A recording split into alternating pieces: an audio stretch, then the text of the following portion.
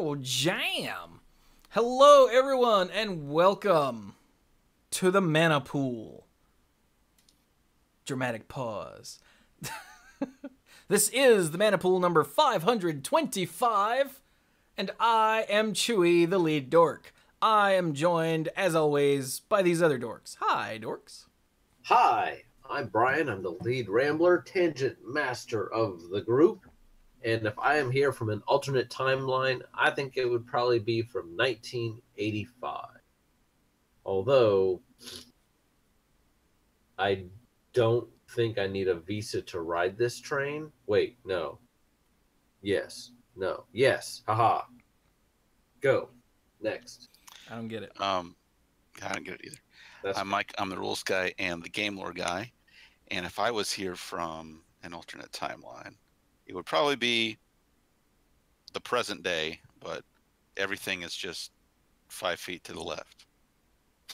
Oh, that would drive me crazy. And I'm Dirk, the self-proclaimed greenest man alive and moral compass of the group. And if I was from an alternate timeline, I would be from a timeline where there'd be knights and magic, and hopefully one where you can heal someone's tummy so that they weren't having the squirts. Wow. Man, that would be every parent's dream. You live in fear of the tummy squirts, trust me. I do. And if I were in an alternate timeline, it would be just like this one, except I wouldn't be broke all the damn time. And, you know, there are a few other less monstrous issues that I would make a few things less monstrous, I guess. But this is not the time or place for that. So I was wondering if you were going to say, and Dirk didn't just say that. well, that too, yeah. So, this is, as I said, episode 525 of the Manapool. Guilds of Ravnica previews have begun, and we have our very own exclusive preview card straight from Wizards of the Coast. Apparently, the FCC requires that I say that they just gave this to us for free to reveal. No other compensation. Yeah, I didn't bribe them. They're not bribing. I don't know what exactly the preview card FCC thing is supposed to do, but hey, there you go. Hashtag free preview, I guess. So. And for the record, neither Mike nor myself nor Dirk has seen said card, correct? They have not. Correct. But that's about to change right now because I'm going to first, because we have to do it first, right? I'm going to first send them the art. Here you go, gentlemen. So, before I hit upload, I just want everyone to know when I first read this card, I was like, this is brilliant. Because this hits something for all four of us. I severely doubt Blake did this on purpose, because I don't think that's a thing. But you'll see just from the art why this touches a nerve for me.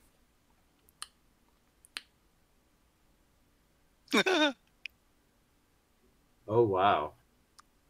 That is terrifying. Yeah.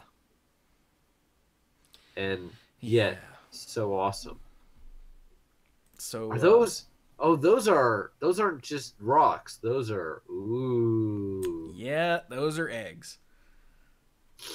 All right, so now that the listeners are like, what? Here, my friends, is the card. The Manapool's second ever exclusive preview card. Boom. It's called the Hatchery Spider. Oh, nice. They know you so well, Chewy. I was about to say, the guys at Wizards are just trolling you is what they're doing. But on reflection, like I said, this hits a nerve with all four of us. For me, it's the fact that it's a spider. So I will do the boring part. It's 5 green. It's a spider. It's a rare. And it's a 5/7. And it has reach. So that's the easy part. It hits a note for Dirk because it's a big green creature, right? Correct. So I hate it. I mean, love it. I mean, whatever. Because it's a spider. It's a big ass green creature for Dirk. Mm-hmm. Now, I don't know. You guys fight over who should actually read this. Mike, why don't you read this? Oh yeah, because Brian is dying. So. All right. Yeah, that's a good idea. Okay, so it has an Undergrowth ability. It's part of the Golgari swarm. You can see the big watermark in the background. When you cast this spell, reveal the top X cards of your library, where X is the number of creature cards in your graveyard. You may put a green permanent card with converted mana cost X or less from among them onto the battlefield. Put the rest on the bottom of your library in a random order. This really is perfect for the four of us. Yep. Yeah. It's a spider for Chewy. Yep. Well, kind of, sort of. It's a green creature for Dirk. It cares about stuff in your graveyard and self-mill for Mike. And this ability is just so Johnny, and I've made decks that love to do this kind of effect with the Court of Calling deck I made a couple years ago that I took to some PPTQs and stuff. I'm like, yes, it's so Johnny and so like have big effects on the board for smaller investments and incremental value and I love it. Yep. I love it. And the art is magnificent. It may be creepy, but it's magnificent. It is definitely creepy. Yeah. One little thing I noticed with the art is that the spider looks actually like the Golgari watermark symbol. Oh my god, it does, doesn't it? It does. It's posed. Nice. When I saw the art, it was so striking. I was wondering if it was like, ooh, another legendary spider. You guys are middle of a hurricane. Commentary from the peanut gallery. Luckily, we couldn't hear that, but don't let her know. She'll repeat it. So, but one of the things I noticed is that the Undergrowth, this is when you cast this spell trigger, it's not when this enters the battlefield. Because if it was simply when it enters the battlefield, even for 7 mana, there's way too much potential for abuse. Not to mention the fact that one spider could lead to another spider. So, could lead to another spider. And this gets around that, because even if you reveal another Hatchery Spider and you've got 7 or more creature cards in your graveyard, it won't trigger because you're not actually casting the second. So that is a good point.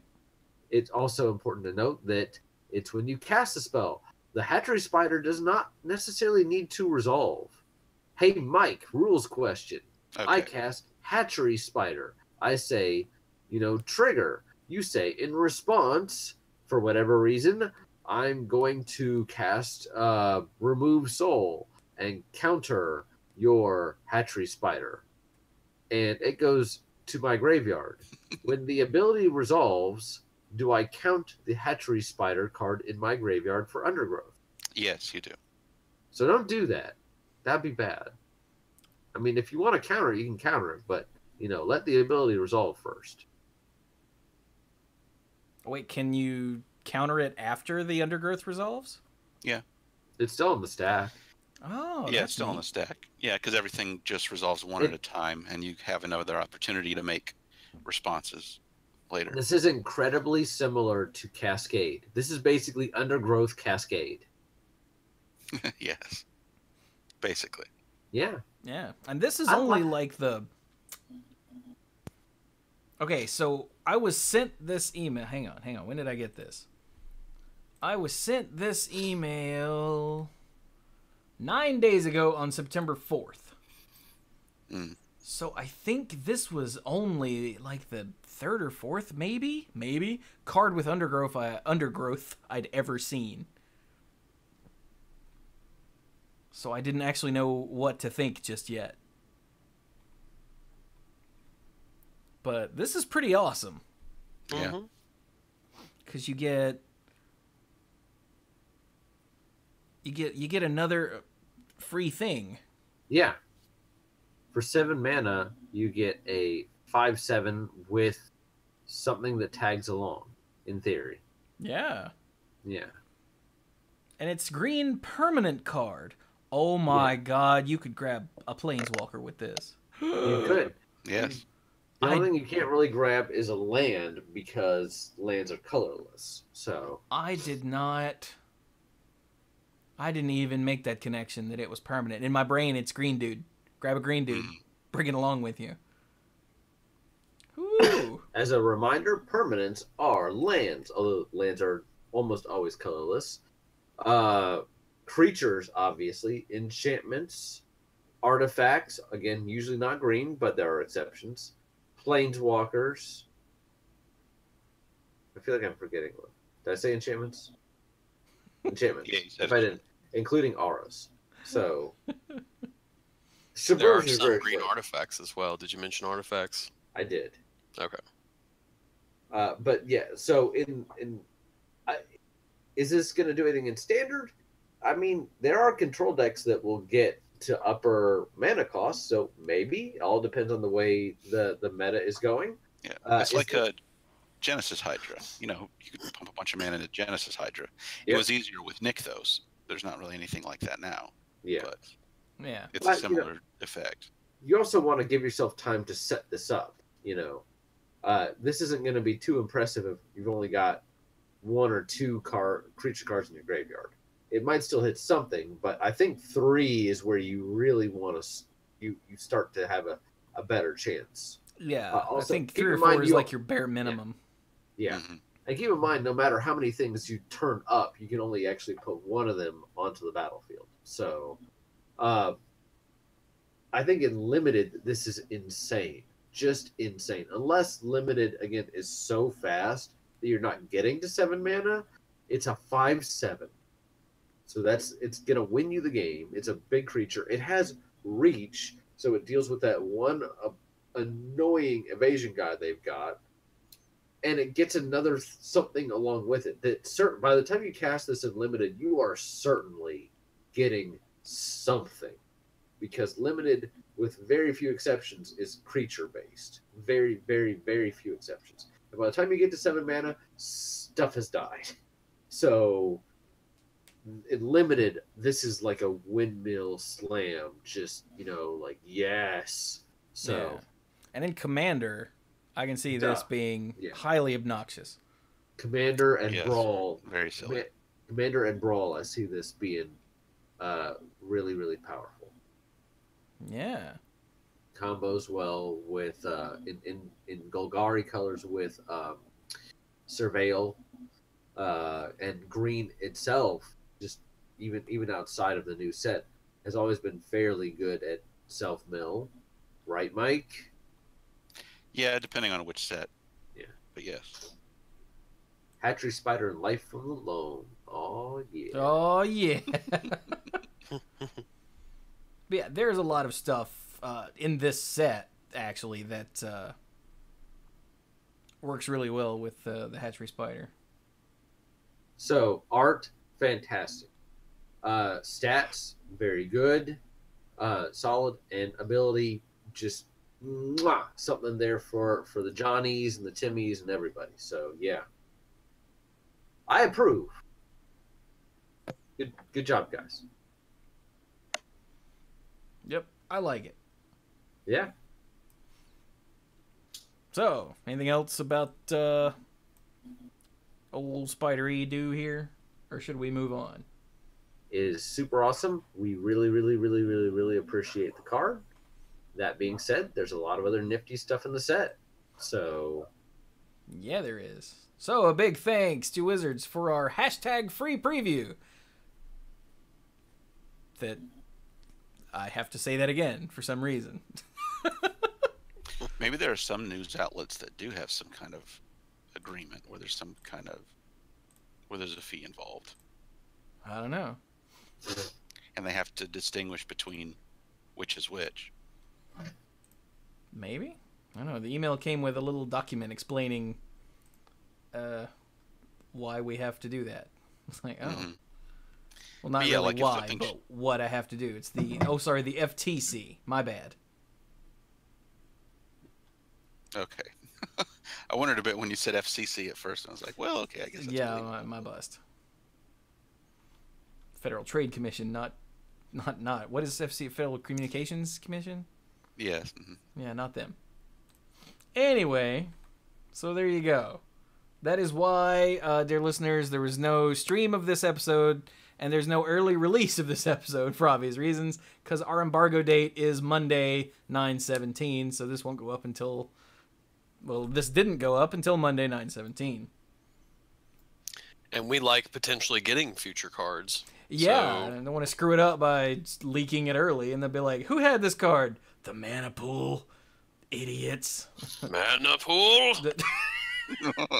Does Monday Night Magic have one? Nope. Oh. That show sucks. This is terrible. This is awful.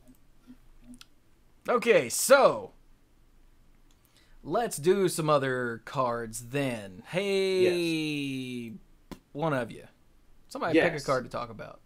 I want to talk about Vraska. Why? Because it's one of 2 planeswalkers, and we covered the last one last week. Real quick, before we get into it, Mike, what do you think of Ral?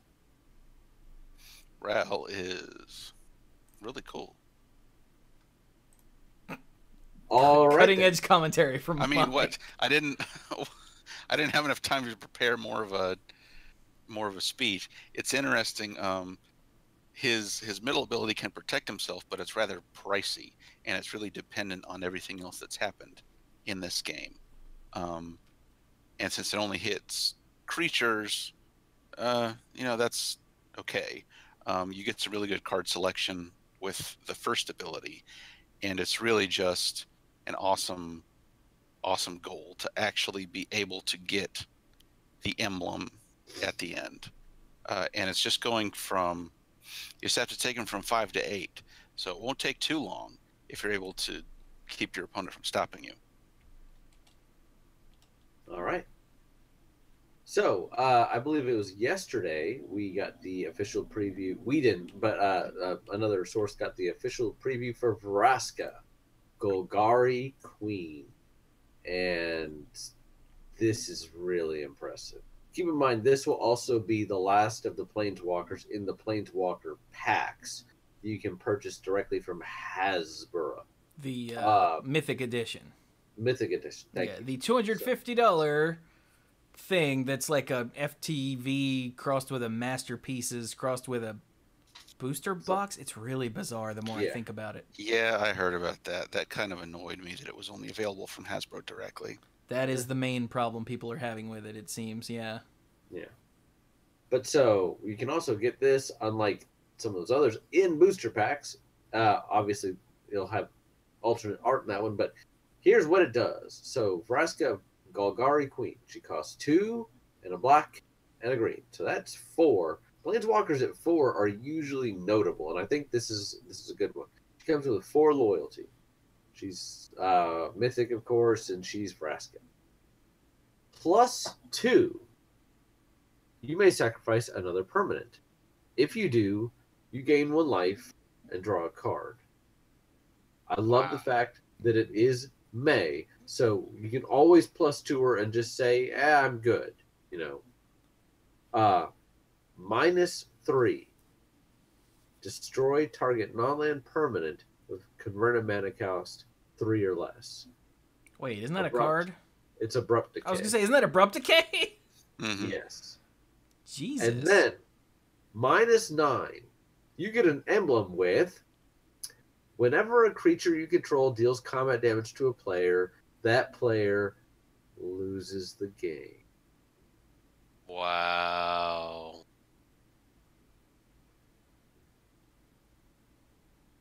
Getting to 9 is going to be a trick, though. It is. People are going to see this coming a mile away. A mile away. But and there again, some of those activations might actually do nothing if you don't have anything you feel like sacrificing. Yeah. But for 4 mana, at the very least, she's an Abrupt Decay. Which you might go, Abrupt Decay costs 2. Well, I don't know that they're reprinting Abrupt Decay anytime soon, so... Ding. Well... My mom is texting asking if we're seeing any wind or rain yet. Not yet. I'll get back to her in a second. But the fact that you can even then, there's some planeswalkers you can ignore. You see somebody ticking up maybe a baby Jace, you're like, okay, I get it. I don't have to deal with it just yet. This feels like a giant red flag of like, if I let this go for a turn, am I going to just if I don't deal with this immediately, am I going to get locked out of dealing with it later? You know, so Mm-hmm.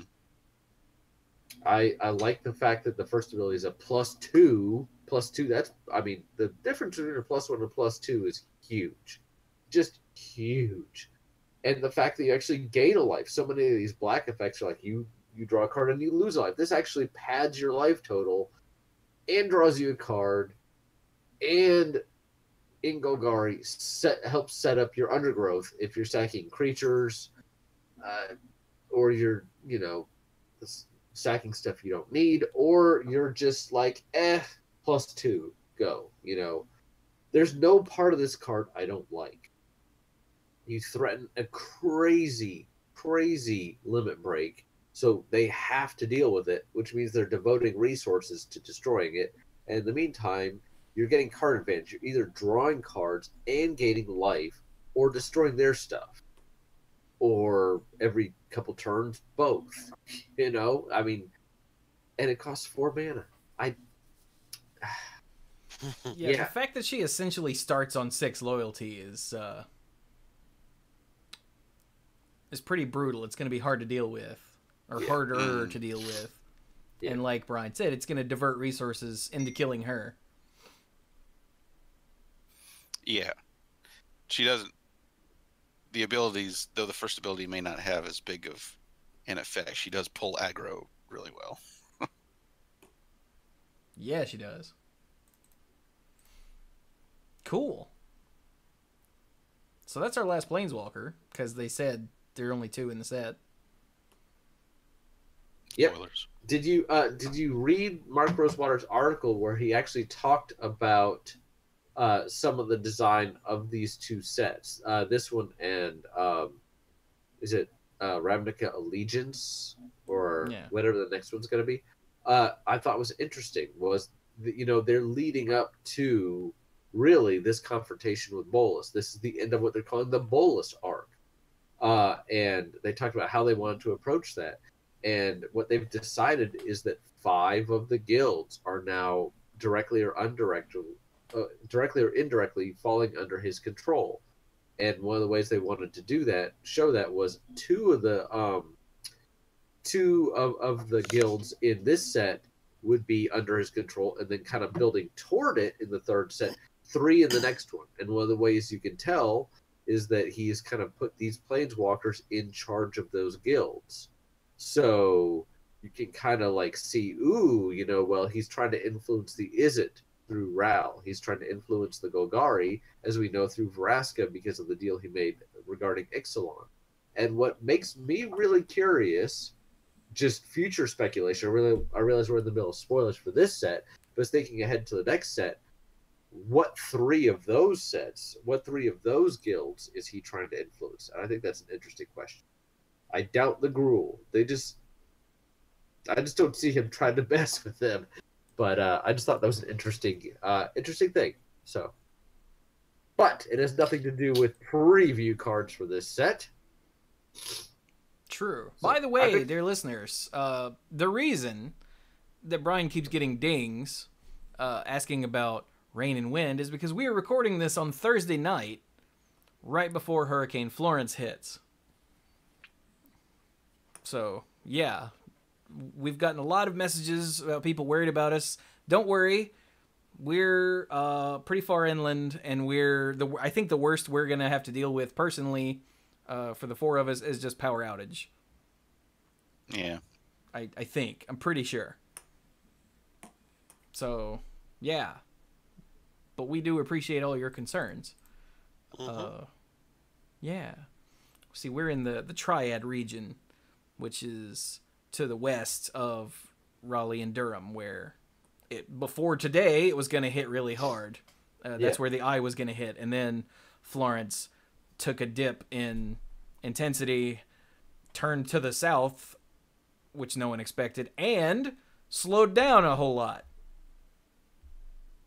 They have kept pushing the projections further and further back. So it's really bizarre. They were like, this is gonna happen like this because all the projections from all of the modeling software shows it. And then she goes, hold my beer. So I think now, like, Bill is actually gonna he was gonna have it worse, and now I think we're gonna have it worse than he does. But by the time it gets here, I think worse is gonna be more intellectual than anything else. So yeah. But anyway, so that's just an update. That's why people are asking about wind and rain, and why a lot of people have been sending us messages. You're all so sweet to worry, but we'll be fine. I bought toilet paper. That's all that really matters. And snacks. And snacks. And food that doesn't require a microwave because, like I said, power outage. yeah. Yeah. I have silenced my phone, so we will not keep hearing dinging. Shush! Anyway, so hey, Dirk. You Yes, got sir. anything on here that you just have to talk about? Well, I decided I was going to start at the bottom and work my way up. So the one that I'll go ahead and start with is Guild Mage's Forum. Ooh, nice. So that is a land. That's a rare land, and it taps for colorless mana, and for 1 and a tap, add 1 mana of any color. If that mana is spent on a multicolored creature spell, that creature enters the battlefield with an additional +1/+1 counter on it. I had not seen this card. It's a very good, we see these filter lands where we have this sort of ability, but just usually straight up just pay 1, filter a mana. So I love the additional bonus here. Yeah. The other lands, there's the rare lands that are the guild lands, and they're just pay 2 life. If you don't, it enters the battlefield tapped, which is bleh. Yeah, shock lands are back. No one's surprised except for, I think I said this last week, except for the professor. You did. But I'd still think he said that for clicks more than what he actually thought. We get guild gates back. Two arts for each one. One is the front door of each guild, and one is the shadowy back door. With flavor text from the 2 big legendary creatures related to each guild, which is really cool. Mm-hmm. Yeah. And we have the Guild Mages Forum.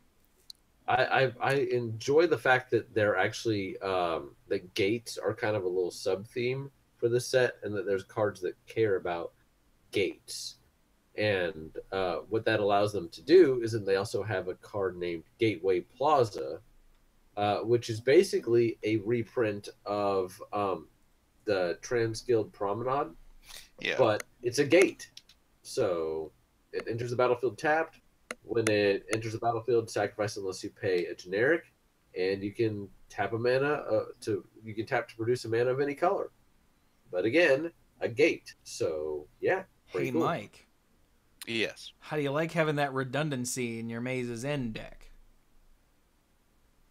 Seems pretty good. I have to think about it a little bit more though, because paying that extra mana for something like a Transguild Promenade or a Rupture Spire can be a real drag sometimes, but not Very all true. the time. But now it doesn't have to be perfect. You can afford to lose 1. Exactly 1. Yes. Which is good, because before, if you lost exactly 1, you couldn't win. Yeah. There was one time I was able to bluff someone into conceding when I had lost 2, and he wasn't aware of that. That's pretty funny. Yeah. I had 2 Maze Ends out, and I activated them both. And he said, "Ah, you got me." And he picked up his cards. I'm like, There you go. Nice. So that's all the lands that we have thus far. Yep. Hey Mike, is there anything that that you're dying to talk about? I'm dying to talk about. I can't remember when Assassin's Trophy up the last time you guys talked? No. Okay. Assassin's Trophy was Monday. Yeah, I gotta mention Assassin's Trophy. Well, that's good because I was going to if you didn't. So yeah. So, Path to Graveyard costs a green and a black. It's a rare instant. Destroy target permanent an opponent controls. Its controller may search their library for a basic land card, put it onto the battlefield, and then shuffle.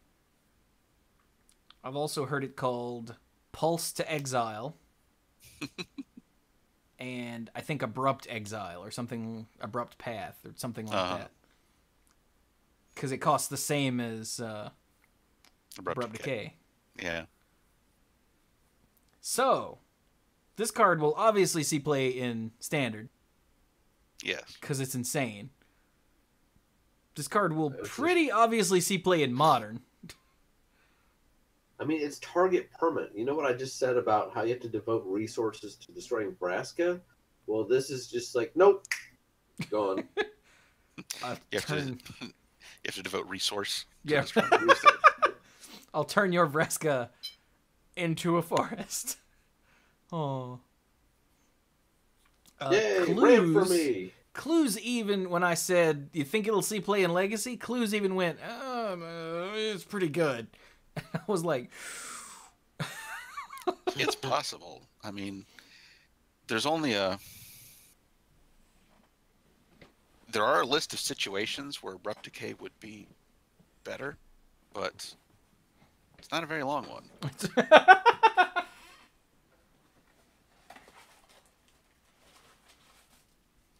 Yeah, it's kind of insane. Yeah. Like this, and they showed this on day one. This was like, hey, in case you were busy being a naysayer, bam! And everyone went, Jesus! Because this is busted. I stopped by Lucky a while ago, between when they had shown just the initial stuff at PAX and before they'd started official previews. And I was like, do you think the pre-release will sell out? He's like, I think it'll be fun. I've got plenty of stuff, and honestly, I don't see anything too busted. Everybody loves the Shocklands, but I think if there's anything ridiculous in the set, they would have shown it immediately. And they did, just not as immediately as I think he was thinking. So, but I love you, Lucky, but so far so good. Well, Chewy, what's a card that you saw and you went like, rah? Other than the spider. Yeah, other than the spider. Huh? Well, let me think. It was the mythic, the blue one. Dream Eater. Oh yeah. Okay, so one, the art on Dream Eater, just don't look at it. Too late. Because that's how it gets you. And two, the type line might be the best type line ever. Creature, Nightmare Sphinx. Sold. But Dream Eater for 4 blue is a mythic Nightmare Sphinx. It's a 4/3 for 6. Here's why. It has flash. Which I didn't even catch the first time. I didn't either. So it has flash. It has flying. You know, Sphinx. Yeah. That makes sense. Oh, God. Here we go. Reflexive triggers, go. When Dream Eater enters the battlefield, surveil 4. 4. Remember, surveil 4 is look at the top 4 cards of your library, put any number of them in your graveyard, and the rest on top, in any order. Okay? Don't forget that. Scry 4 is completely stupid. Surveil 4 is potentially worse. Like, it's insane. Yeah. Okay. But we're not done yet. So when it enters the battlefield, surveil 4. When you do, You may return target non-land permanent an opponent controls to its owner's hand. Mm-hmm. So it... Okay, hold on. So for 6 mana, you get a 4/3 with flying and flash and Graveyard Scry 4 and bounce a thing. Are you serious? And Yeah, it's a lot of really cool stuff. What else can this do? And if you look at the art too long, you will poop. Yeah, I don't. If this doesn't do it for you, then I don't know what you want out of life. You know, this is crazy. This is legit, just kind of like crazy. Yeah, dude, it's so good.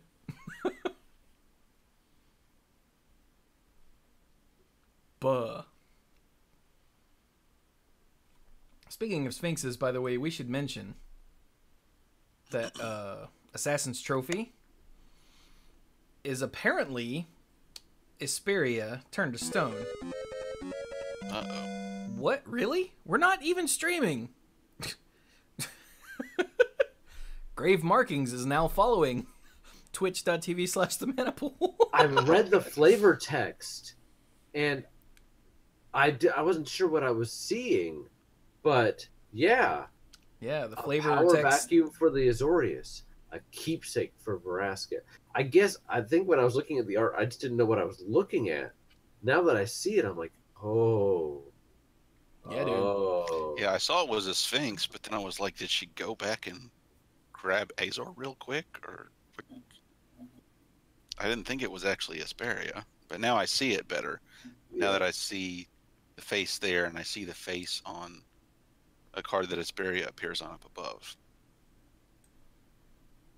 One interesting thing, it's like this card and a couple of others that are in the gallery right now are story spotlight cards, but they aren't numbered. They're just identified as story spotlights. Yeah. Huh.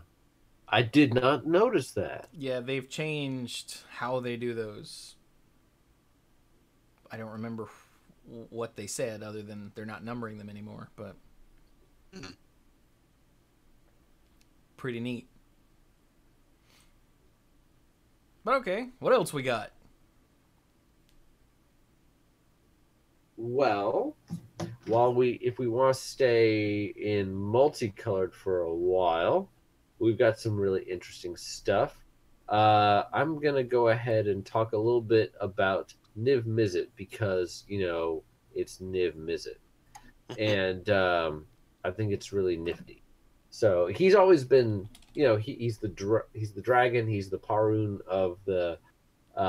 Is it Guildmate? Is it Guild? It's even named after him, and he's always had something to do with either drawing or dealing damage and drawing, that sort of thing. So this might be the most streamlined version yet. For 3 blue mana and 3 red mana. That's tough. You have got to be serious if you cast this card. You've got to be super serious. He is a legendary dragon wizard. He's rare, not mythic.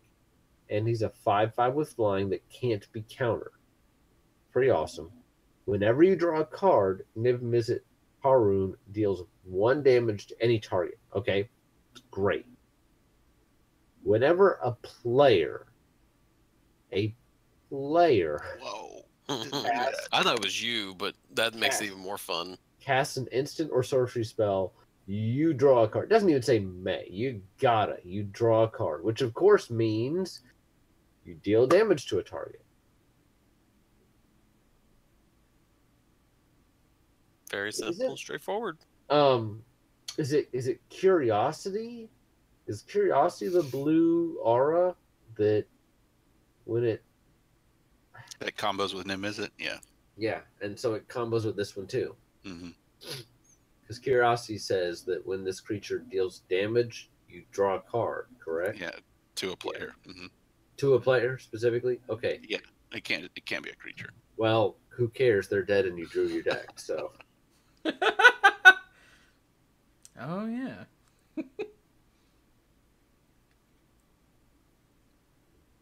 So that's pretty sick. Mm-hmm. I just love his mana cost for some reason. Because it's awesome and yet terrifying at the same time. Yeah. So, Also, you look know, at that. didn't Look at miss that it. big beefy arm, this drag. Can we call him Trogdor? Trogdor! Because look, he's got that one beefy arm there. So what do you got, Dark?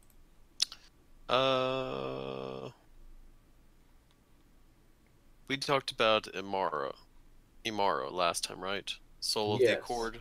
Yes, we did. Yeah, Okay. yeah, we hit him. All right, with a truck.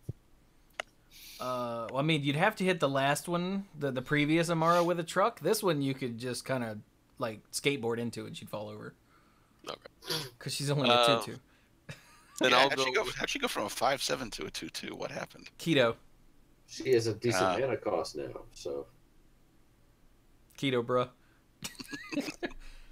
3 months, complete life change. And then you'll go on Facebook and start selling keto products. I swear to God, half of the people I know on Facebook that have done the keto thing are now selling keto stuff. It's insane. Anyway. Well, then I will move on to the Nullhide Farik. Oh, jeez. This card. Lord. I haven't read it yet, so we'll see what this is. Go ahead. Go ahead. So for 2 and 2 green, so a grand total of 4, it's a 6/6 beast that's mythic and has hexproof. You can't cast non-creature spells. Huh. So in other words, if you put this out, the Is It Guild just sort of looks at you and just says, "Well, this was fun." What? No, it No, only you restricts can't. yourself. Oh, Yeah. you can't cast Yes. non-creature spell. Okay, never mind. For 2 colorless, Nullhide Farik loses all abilities until end of turn. Any player may activate this ability. Okay. If a spell or ability an opponent controls causes you to discard Nullhide Farik, put it onto the battlefield instead of putting it into your graveyard. Yeah. So this I like card is how- really bizarre.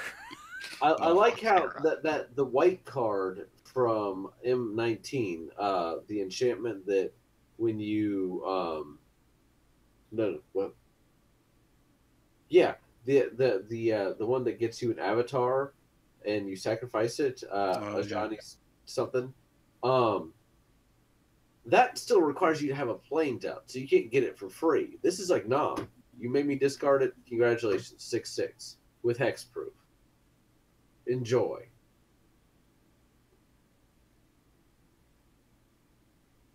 This thing is insane. The only saving grace is that it doesn't have trample. If it had trample, I think I would be like frothing at the mouth right now, talking about the end of days. Yeah, that would be a problem. Oh, well, it's got hexproof, but you can still kill it as long as you pay 2 more for your kill spell. Oh, well, you just can't cast non-creature spells. Well, who flipping cares? Yeah, I got a 6/6 for 4. Or- Or You could pay 2 to ignore that. yeah, or I got a 6/6 for free. If I sound bitter, I mean, I think this card is awesome, and I'm not a big control player, so I'm not like, but it terrifies me. And I'm like, this is 100% for sure. I know I'm not always the best at calling these, although apparently Idyllic Tutor is a better card than we realized, ha ha ha. But I'm not always very More good at calling these expensive things. does not mean better. That's true. That's true. But if this doesn't see play, I will be shocked. It's too efficient for its mana cost. That whole not being able to cast non-creature spells. Either you're just gonna play this in the deck that doesn't care, or the non-creature spells you're gonna cast, they will be cheap enough that you can cast 2 when it's safe, pay 2 when it's safe, cast your spell, and then the shields go back up again. It's a 6/6 for 4. It's a 6/6 for 4 with hexproof. And hexproof is one of the most annoying abilities in the game. Peace. Done. Next. This is so weird. Ugh. All right. Hey, Mike. Yes. I want you to read the card to the right of the Ferox, would you? Okay. Vivid Revival. Costs 4 and a green for a rare sorcery. Return up to 3 target multicolored cards from your graveyard to your hand. Exile Vivid Revival.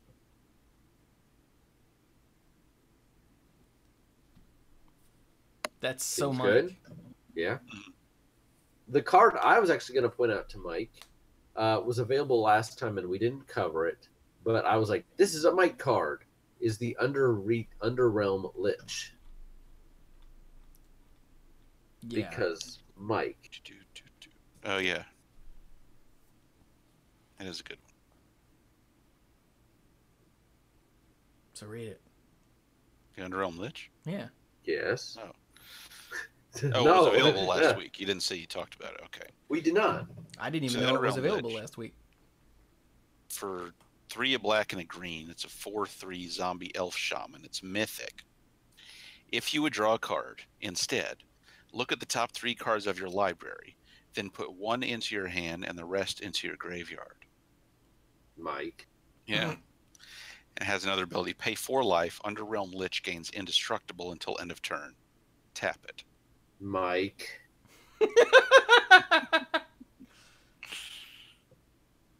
Yeah, this thing has Mike. I think if you look closely enough, the elf might have a little bit of a beard because Mike. This card is just Mike all over. Mike, are you Yeah. secretly a zombie elf shaman? No. Yeah, it's no I'm secret. openly a zombie elf shaman. Is your deck box that the one that's the ammo box? Is that your phylactery? Because that would make a lot of sense. Well, he can't just tell us that. Mike, don't answer that. As That's- your lawyer, I advise you to not answer that. I feel compelled. I feel like I almost have to say at this point that I have knowledge that Chewie is not a lawyer and is not practicing the unauthorized practice of law, which is a felony in North Carolina, punishable by up to blah, blah, blah, blah, blah, blah. Yeah, the FTC makes sure we have to say that. Good old FTC. What's another one you had for yourself, Chewie? Okay, wait a minute. We're still on the Lich, man. Okay, So- sorry. Oh yeah. So the Lich, every it's if you would draw a card, every card draw is look at the top 3, pick one, the other 2 go in the graveyard. Every draw. Think about that. That's nuts. And then the only thing I don't get is the gain indestructible and tap it. Is that just to keep it from being completely stupid? Now it's only mostly stupid? Yeah, so that if you're like, combat, someone can point a removal spell at it and actually stop it from running at them. Instead of just pointing a removal spell at it and you'll be like, it's indestructible, you idiot, Swing. attack, yeah. Okay, that's what I thought. Yeah. Mhm. Or 'Cause, also to be I feel like that was part of the reason why that was designed into the way regeneration worked. and I don't know if it was a big part of the reason, but I think it was consideration. and this is not very advantageous against like a fast red deck because by the time you play this, you're probably already on the back foot, and you play it. It's not going to make a very effective blocker if they're like deal 4 damage to it, and you're like, all right, I either pay 4 life and still lose a blocker for a turn, or I lose the creature I invested 4 mana in. So 5 mana. 5 mana. Thank you. So on offense and defense, it can be shut down that way. Makes sense. Yes. Sorry about that. I didn't mean to cut it short. That card selection, crazy. Okay, let's see. What was another card? Okay, I don't really like this card, but I think it's good, and it's one we have to talk about because it doesn't make much sense. The Deafening Clarion. Ah, That's yeah. very strange. Like, what? For one, a green and a white. It's a rare sorcery. A red and a white. I'm sorry, a red and a white. I was like, huh? I looked over at Amara, and she's very pretty in green. So for one, a red and a white, it's a rare sorcery. And it says, choose one or both. Okay. These usually make a lot of sense. First part, Deafening Clarion deals 3 damage to each creature. Sick. That's cool. Second part, creatures you control gain lifelink until end of turn. I'm sorry, what? These things are related because it's a horn. they're related. Can't pick your family, I guess. And the horn. One is a red ability and one is a white ability, and it's a red-white card. So, yes. Yeah. And it's a sorcery. And so I think it's really good. I mean, yeah, Oh, yeah, it's a sorcery. It tells you this is not a combat trick. You play this before combat, and then because everything's already got 3 damage on it, it's going to change combat math really, really weird. You know, like all of a sudden, like stuff that they could usually block very safely with is already got 3 damage on it. That's huge. And the fact that your stuff now has lifelink, this is a definite, like, if you're coming from behind, this can put you on parity or ahead of the opponent. Oh, yeah, Okay. easily. Like, Yeah. I understand that they wanted a spell that's good to take back the board or good to protect your life total, because it's not just default choose both. Like, sometimes you're just going to wipe the board, and that's fine. And other times, you just want to give your dude's lifelink and get in there. And that's fine. But the fact that they're both on the same card, and it's choose one or both, is like, huh? Like, this is a horrible failure from a flavor perspective. From an actual, I guess, a Melvin perspective, it's brilliant. Mm-hmm. I don't agree with that. No, There's already been cards where it was X deals 2 damage, you gain 2 life. But this is just, I mean, I agree a little bit with Chewy where, like, it feels weird that there's so little connection between the two. Like, you'd almost expect this spell to have lifelink or to care about how many creatures it damages, and it doesn't. So I definitely see Chewy's point. Oh no, not about being a Melvin card because it's a functional mess. Yeah. Okay, I always You're forget saying exactly what Melvin cares about. It's about the function and the neatness of how things go together. But this does not have that. Okay, This maybe has the what? Why are these on the same Melvin card? was the wrong word. From a utility perspective, this card is brilliant. Yes. Because it actually is a floor wax and a dessert topping, and I think it'll do your taxes. Yeah, so it's more of a spiky thing because it has that extreme utility built into it. Ah, okay. But there's going to be, I mean, if you're going to pick the first option, you might as well pick the second option. It's not like it's going to hurt you. Yeah. But there's not a lot of situations where you'll get a meaningful benefit from picking both because a lot of things are just going to be gone. It's interesting that it's in Boros because I could see it mattering a lot more in, like, Rule, where you're likely to have big creatures. So those creatures will A, survive the 3 damage, and then B, well, A or B almost sounds like, 1 and 2. A, number 1, survive the damage, and number 2, the bigger they are, the more effect you get out of the life. Yeah. Boros, generally speaking, not absolutely, is more about going wide than going big. Yeah, but I mean, if you wipe your opponent's board and you have a thing that survives and swings, Yes. then you're so far ahead, all of a sudden it's ridiculous. Yeah. So, I mean, I get it, and I like it, like I said, from a utility perspective, because it does all these different things, but it just doesn't make sense. What exactly is going on from a flavor perspective here? Well, see, the guy has got a big-ass didgeridoo, and it breaks down the walls of Jericho, and it makes it gives Goliath lifelink. I don't know, man. I don't know how these things relate. But Okay. All right. Well, let's keep moving. The flavor text only sort of clears it up. Commander, what's the signal to attack? You'll know. You'll know because you've just been dealt 3 damage.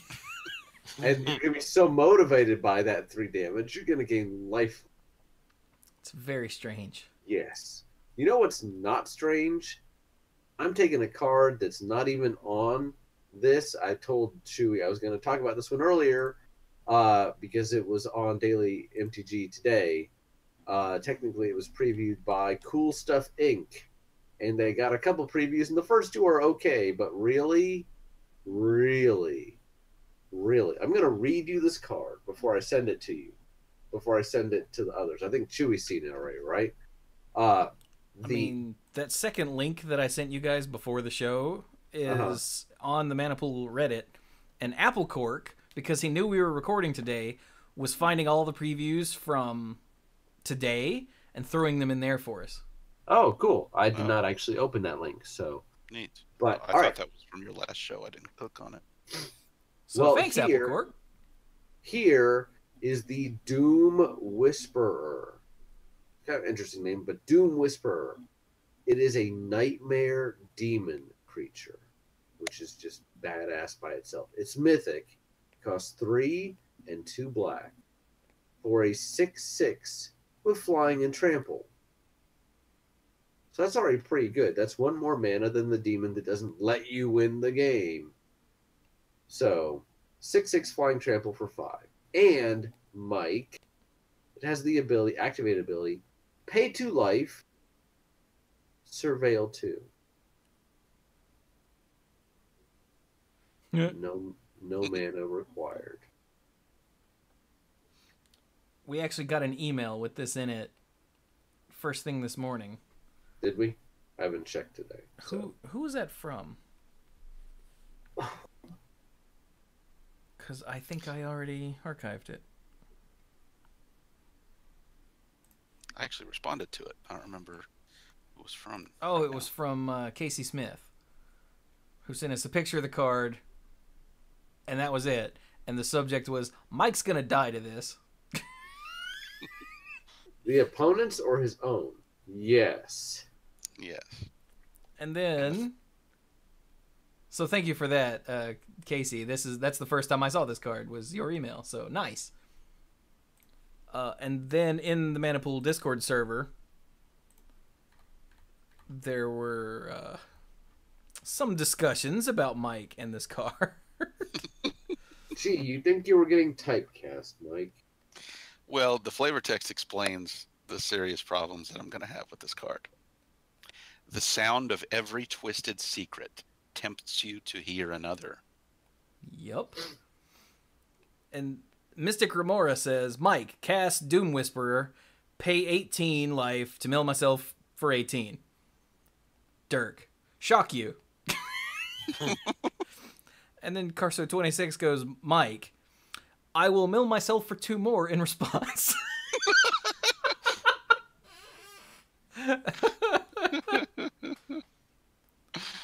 And, you know, I don't see Dirk actually doing the shock you. I think it'll be Brian. But but yeah, that whole thing sounds accurate. Yeah, yeah. And the art is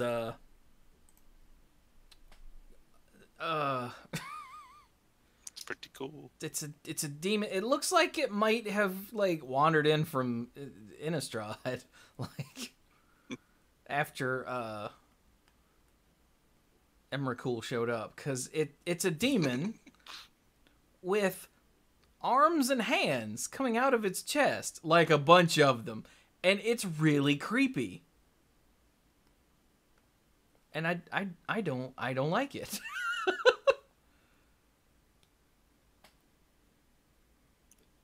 But yeah, this card, it's okay. So it's already a 6/6 with flying and trample for 5. And then it's got this pay 2 life to surveil 2 on top of it. This is so stupid.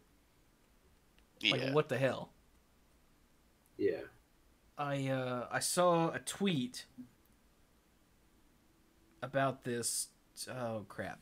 It was like just a few minutes ago, because while you guys were talking, I was poking around on Twitter. I think it was from Sexy Jake, not to be confused with Sexy Jared,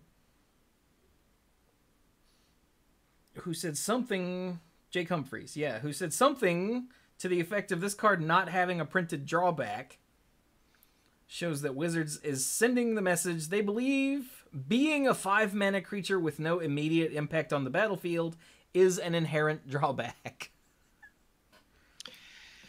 In this day and age, sadly, yes. Yeah. A little bit, actually.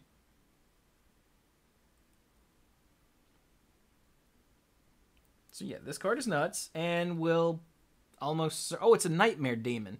Well, that explains that.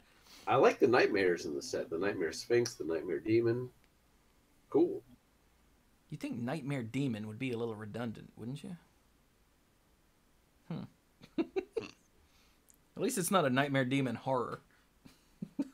That would be a little much. Then I'm calling Wizards and be like, stop that!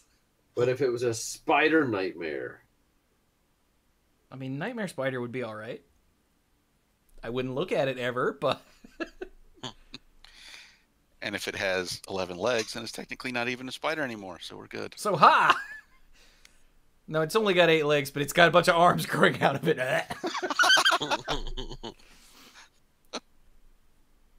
Anyway. So, yeah, that's Doom Whisperer. It's completely sick. I can see Mike at the pre-release. By the way, are we going to a pre-release, you guys? I am. I want to. Nice. Sam, if Sam is ready, she'd like to go. I don't know if she'll be quite ready for it. Nice. But I mean, it's a pre-release, so it's not like it's high stakes or anything. Yeah. But I can see Mike opening up his stuff, and suddenly his eyes get real big. And we're like, what? And he starts shaking. And he sets down the card in front of him, and he goes, Doom. What? I can't hear you. Stop whispering. What you got, Turk? For me, I saw March of the Multitudes. Didn't we talk about that last week? Did we? I thought we did. I don't know. Thank you, Mike. Yeah, because this is... We did talk about this last week for some reason. Pretty well. I know we talked about Amara, and I'm wondering if I don't know that we actually did talk about this one. No? Oh, no, we didn't. Because I thought it was a promo. It is. I'm looking at promos now. It is not. Okay, go ahead, Dirk. So, March of the Multitudes is X green and 2 white. And it has Convoke. And it's a mythic instant. And it says, create X 1/1 white soldier creature tokens with lifelink. So that means at the end of your opponent's turn, whatever the person in front of you is, at the end of their turn, you can say, hey, let me pay this, let me tap these creatures. Hey, guess what I'm about to get? And then get a whole bunch of white soldiers. They're going to be like, hey, need some life? I know where to get you some. So, yeah. The fact that it's an instant makes it really, really, really good. Yeah. Yeah. And you get all of the soldiers that, can then help convoke another thing. Exactly. Or Well, that's sort of what my thought was, is that I think that as far as I can tell, sort of right now, Selesnya is going to have a lot of, here, let's give you a little white 1/1 soldier creature, and it's just going to be like, here, you get one of these, here, you get one. It's just going to be like little bitty bits, but they're all going to add up to things such as this, to other big convoke things like the big worm that we had mentioned last week. And so you're going to be able to convoke in big stuff. I want to say I feel like convoke is probably going to play a bigger part in this. Maybe, I don't know.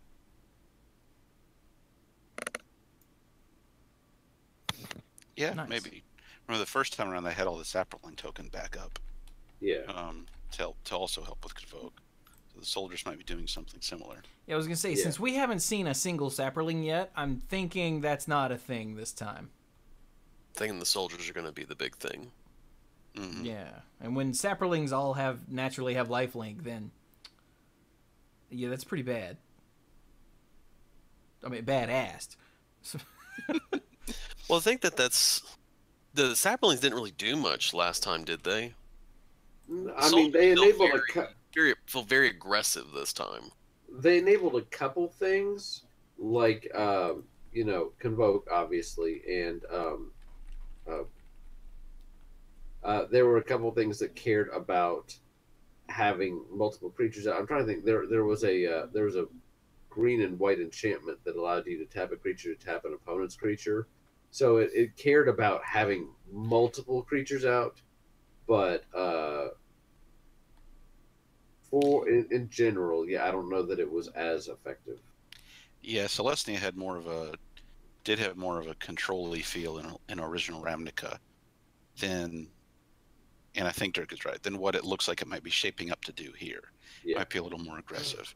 Like it would use the saplings and other stuff to gum up the ground and do things. Like Brian, like you mentioned, the Glare of Subdual, and then Yes, that's what it was. and then Vitu-Ghazi, the city tree. So you had the Ghazi Glare.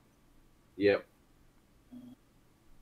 So it had a very controlling feel to it, which is almost feels odd for white green. Like the white part, yeah, but the green is like what? So. Good lord. Hey guys, I just did Yes. some math. What's that?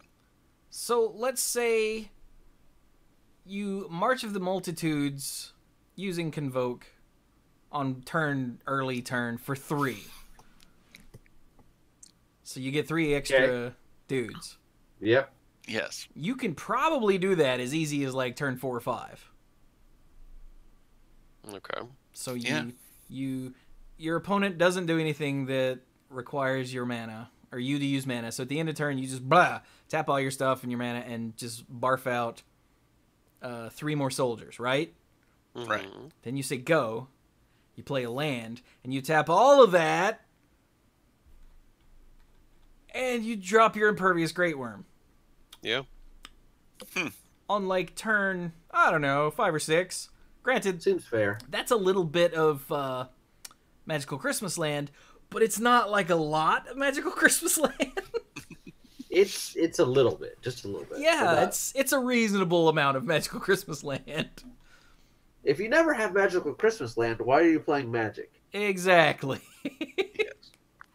Are you just playing Christmas Land because is that like Candyland, but with cotton?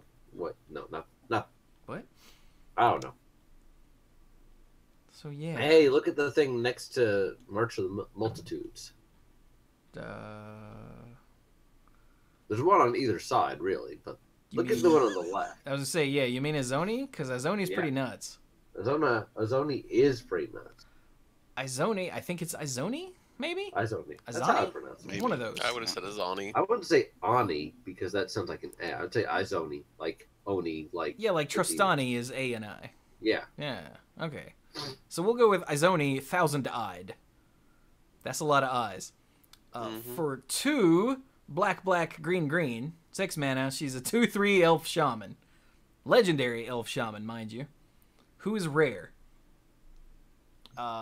So vanilla test, fail. 2, 3 for pretty 6, lame.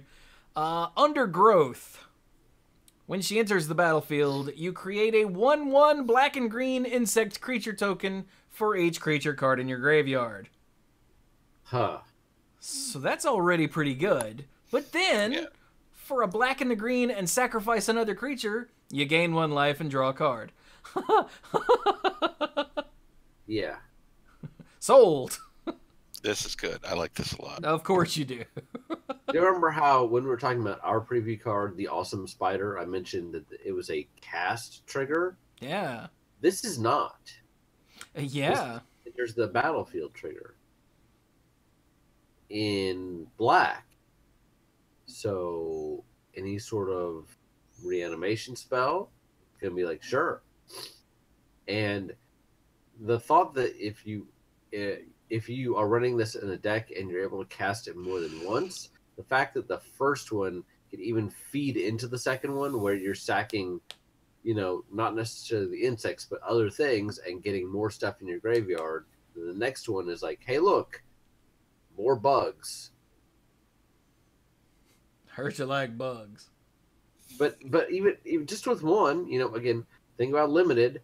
Play this on turn 6. Say you got 3 creatures in your graveyard. I don't think that's too much to ask. Get 3 guys. Not too bad. Plus this 2/3, and anyone that you want to just go ahead and destroy, that you're willing to sacrifice, go ahead and cash it in for a little bit of life and a card. Something else is about to die. When a removal spell at something, oh well, turn it into a card. Seems good.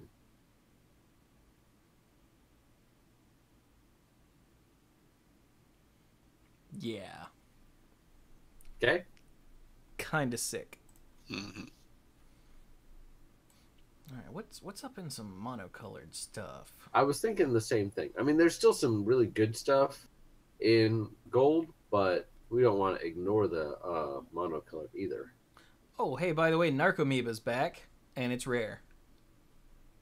I am fine with that. I know it was an uncommon in Future Sight, but Future Sight didn't know what to do with some of its stuff. It really didn't. So, because it was all out there, and, here's this stuff that we may or may not ever reprint. And so Narcomoeba being rare is fine. And the fact that it's in a set with Surveil is just... Yeah. Oh, hey, free dude. Sweet. Free dude. Free dude. I mean, what else do you want, It's a one with flying. Well, if you don't like it, don't play it. If you want to play it, look, it might be free. I don't know why people are complaining about this card. Because it's Magic players.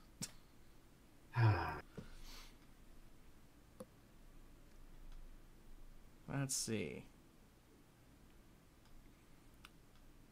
What do we have? Oh, hey, there's a new Phoenix that I actually haven't seen. Has anyone else not seen the Phoenix? I haven't seen the Phoenix. Oh, hey, read the Phoenix. Okay. I'm assuming it's in red. Yeah. Did I scroll past it? What? Oh, it's at the front. Okay. Arclight Phoenix. I have not seen this. For 3 in a red, it's a Phoenix. It's mythic. It's a 3/2 with flying and haste for 4. That's not too bad. At the beginning of combat on your turn, if you've cast 3 or more instant and sorcery spells, shouldn't that be or?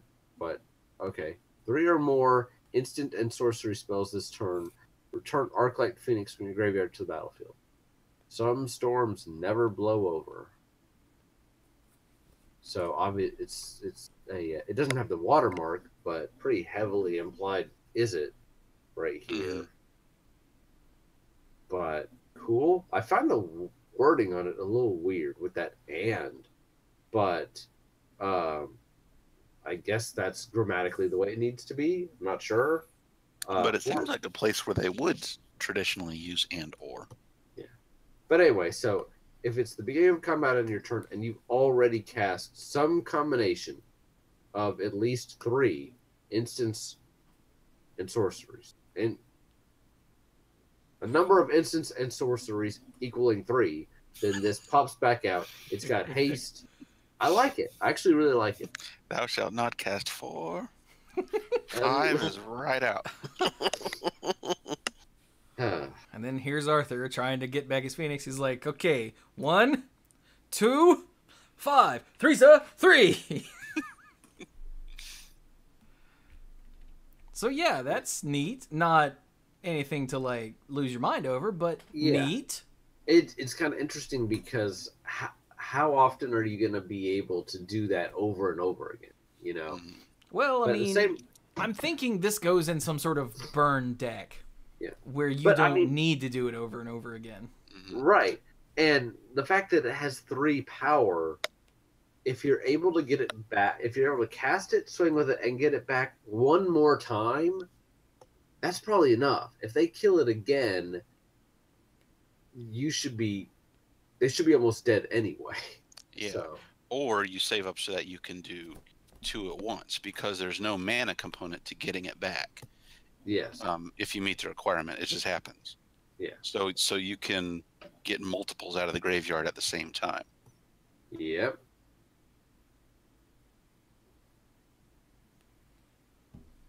Wow, I hadn't even thought of that. Mm-hmm. That's kind of sick.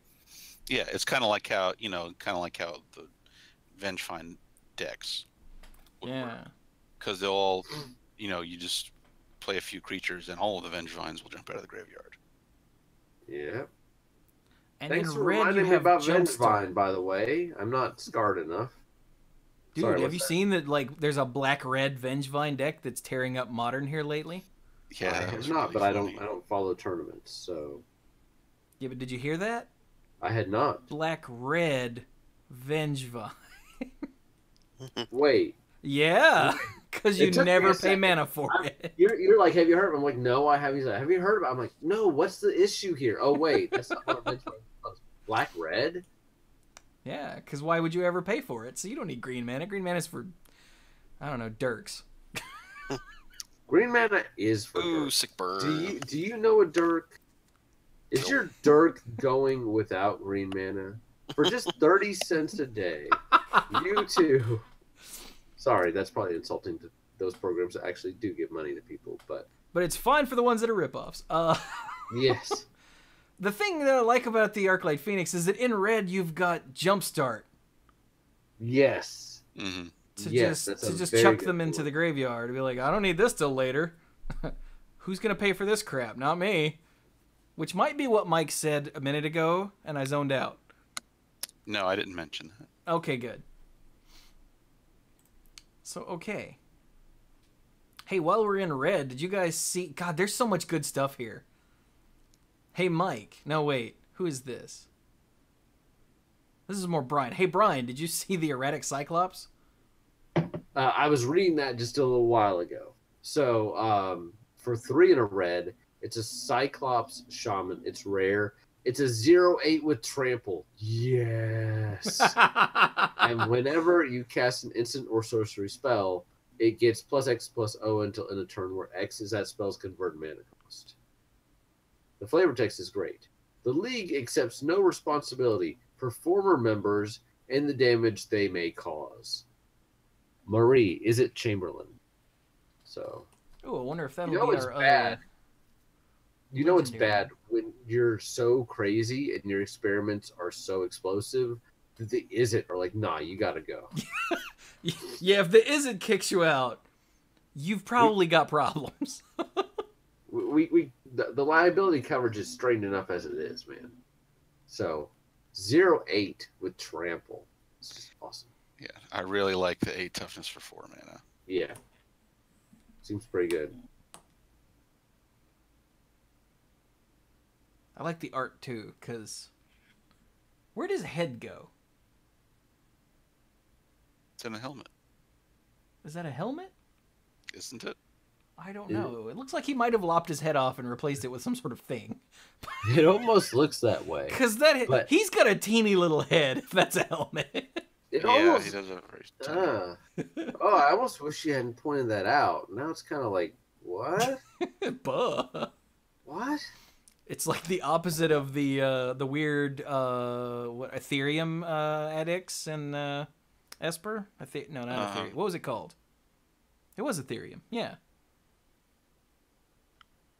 They were like a hand and a head, and everything else was metal. This guy's like, I could beat that.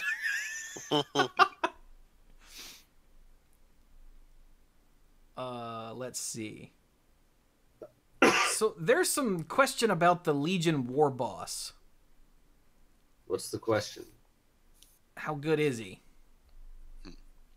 The Legion War Boss for 2 and a red is a rare goblin soldier with Mentor.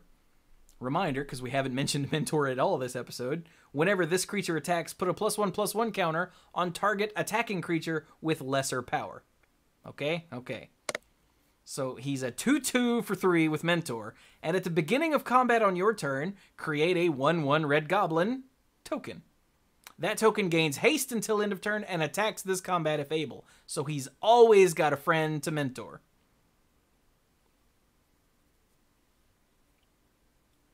So for 3 mana, you get 2 2/2s. Well, the first turn, he just... Oh my god, if you play him before combat on his first turn, he just spits out a goblin who swings. Yeah. Oh, it doesn't say if he attacks, it just says the beginning of... Oh, I didn't even see that! Huh.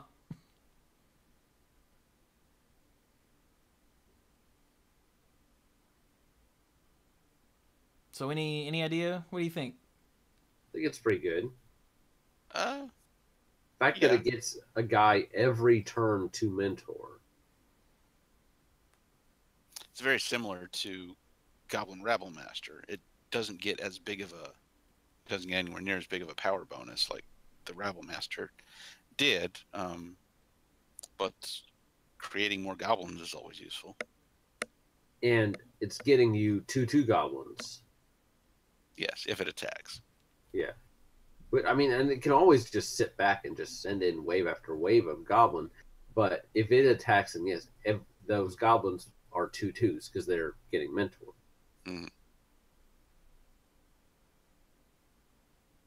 Plus, he's so fancy. Look at him. Like, that armor is on point, even for a Boros goblin, who are, not... I mean, this is gonna... I'm not a racist, but most goblins are kind of slovenly. Even the Boros goblins aren't necessarily the most well kept. But look at this guy; he is snazzy.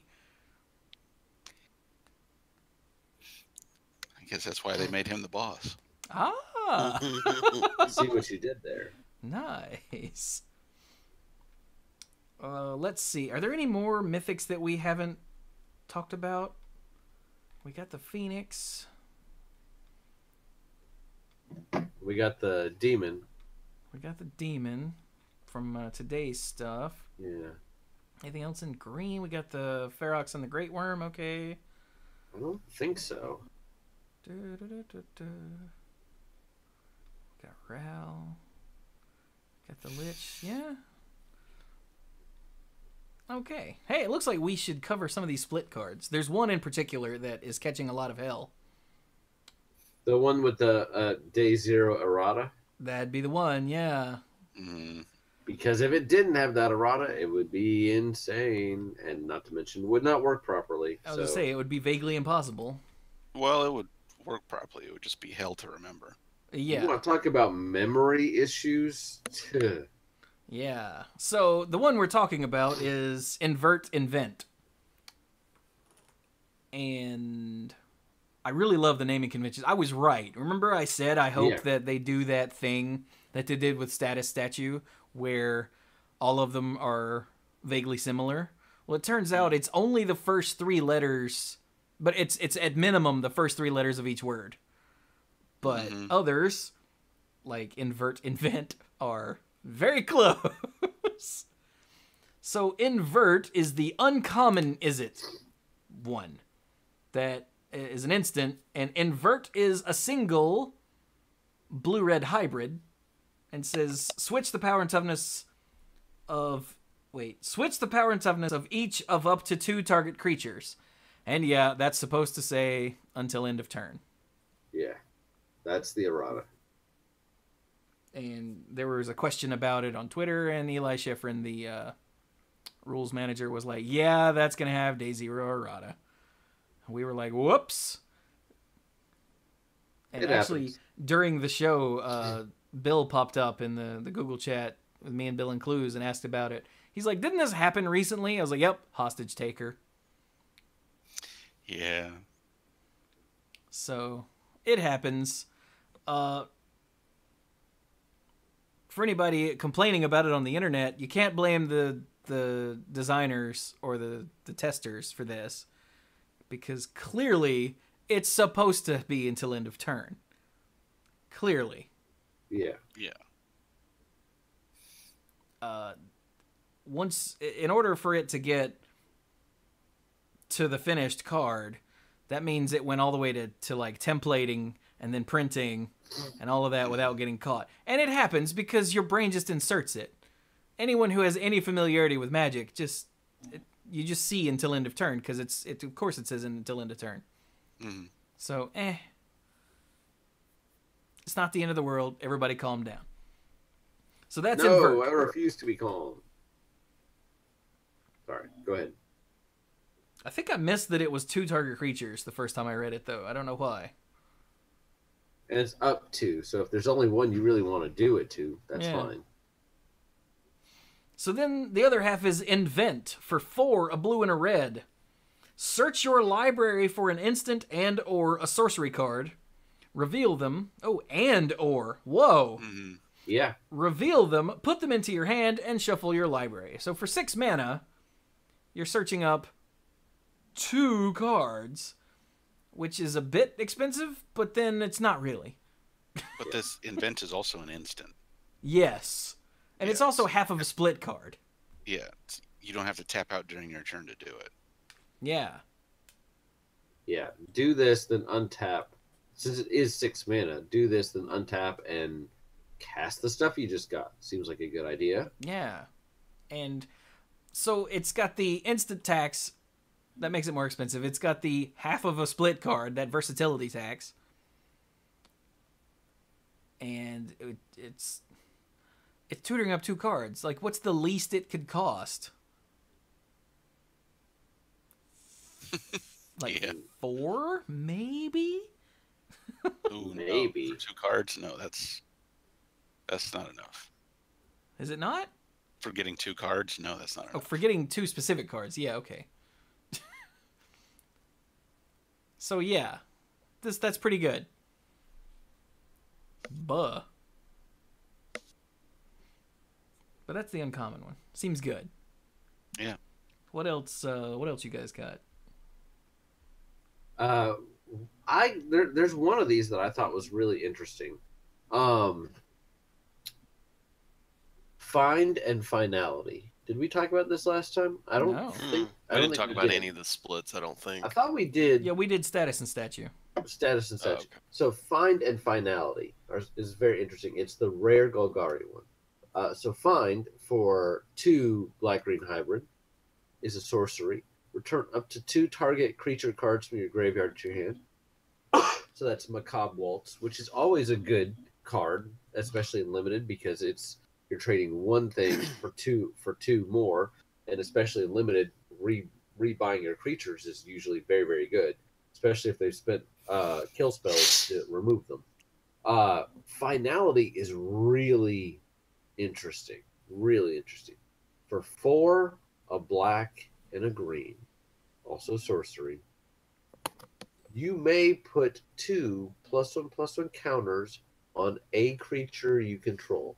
Then all creatures get -4 until end of turn. That's pretty funny.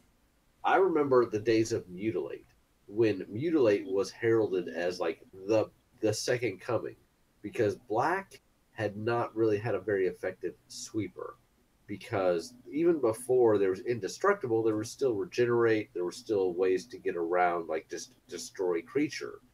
And the fact that Mutilate gave a global -X was huge. So this being -4/-4 to everything is fantastic. And then the ability to save one of your own guys, making it bigger at the same time. Obviously, it'll be weaker for a turn, but it'll untap, assuming it survives.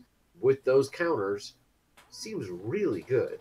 And if you've got some other guys, say you got a bunch of little guys and they happen to die, that's more for your, was it Undergrowth? Yeah. Yeah, there you go. I like it. I thought it was really interesting. What do you guys think? Yeah, it's pretty neat. Yeah, it is really neat. And I just noticed that for these rare split cards, each of the images is one of the 2 different guild leaders for that guild. Yeah. That's pretty cool. Yeah, and the uncommon ones are just normal guild stuff, I think is is what they've said. Did you guys see in it's actually not in the stuff for damn it, what's the word I'm trying to say that was put in the Reddit thread? Oh well. I'm not sure. Let me see if I can find it. It's the rare. Oh, here it is.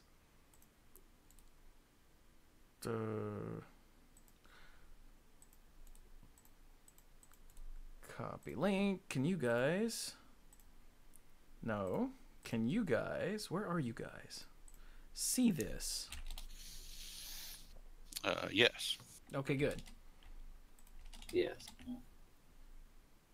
So this one was revealed today. This is Integrity and Intervention. Integrity, for a single red-white hybrid, target creature gets +2/+2 until end of turn. It's an instant. That's really good. That's Yeah. pretty good. And then Intervention, for 2, a red and a white. Intervention deals 3 damage to any target, and you gain 3 life. It's Lightning Helix. Yeah.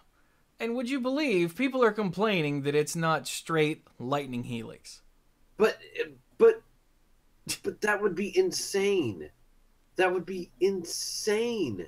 Because no, one of the inherent factors of split cards is you have to make each one cost a little more than it would ordinarily because you have the option to do either. Yeah. That would be like, hey, you know, I see that you put Glimpse the Unthinkable on a split card, but it has to cost 3 and a black and a blue, which is probably about right. Why doesn't it? That's way too much. The original one just cost a black and a blue. This is terrible.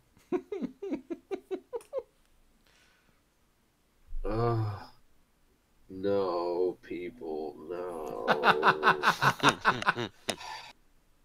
Yeah. Okay, let's... Oh, wait, we've got another one. Over in the Reddit thread. Hey, Okay. Let's see. Brian. Sure. You should read Lazov. Oh, I saw Lazov because the professor previewed it today. How do I get to the Reddit thread? Because I don't want to watch his The link video in again. the show notes. Or in the chat. Okay. Oh my god. Technology. Wait, that's just the... Oh, not the latest one you put up. The one from earlier. Okay. Yeah. Bad at this thing. Clearly. You remember how at the beginning of episodes like this, we always throw up all the links anyone would need? Yeah. All right, so Lazov, the multifarious, like nefarious, but multi.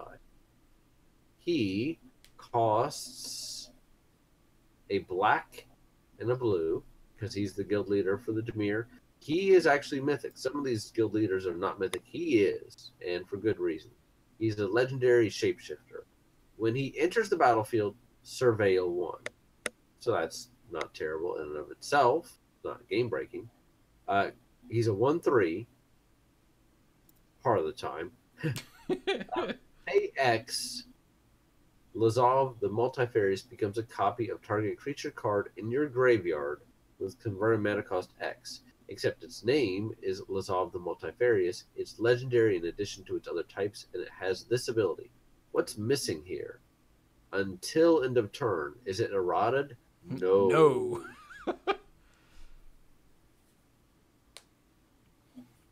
Mike. What? I don't know. But so this is just great. For 2 mana, you get a 1/3 that surveils 1, which isn't great. It's not terrible. It's cheap at least. But then, you know, surveil implies stuff is going to your graveyard. Maybe that big thing you can't cast. Mm. Later, Lazav becomes that big thing. And, you know, you want to talk about playing Vengevine in a deck without green? Sure, you can do that here because the cost here is just generic. I don't know if I would recommend Vengevine in particular, but, you know, the point remains, run whatever you want. Lazav can still turn into it as long as it's in your graveyard. And you know what it doesn't have to do, unlike the Scarab God, is exile that creature card. Oh my god, he doesn't. He just targets it. That is incredibly important. That is super important. Because if the Lazav dies, just play another one. And make it into whatever that best thing was. Exiling the creature card is one of the only checks and balances, only on the Scarab God, who I, you know, not playing in a lot of tournaments, I didn't get why people were so frustrated about it. And then now that I've been playing Arena, I'm like, oh my god, kill it with fire, because I'm so tired of it. Along with Gift of the God Pharaoh, I'm just like, ugh. But this doesn't. This is the only thing that can turn itself in. So you're not making multiples, at least. And playing a second Lazav is a bad idea because the first one's always called Lazav and is always legendary. So nope. But again, not exiling the creature card, super important. Heck, you can turn this into a copy of something. It's not until in the turn, and then you can resurrect the original creature. And the funny thing is, even if that creature in the graveyard was legendary, you can still have it and Lazav out because Lazav keeps his name. Mm-hmm. Huh. Yeah. Shenanigans are afoot, gentlemen.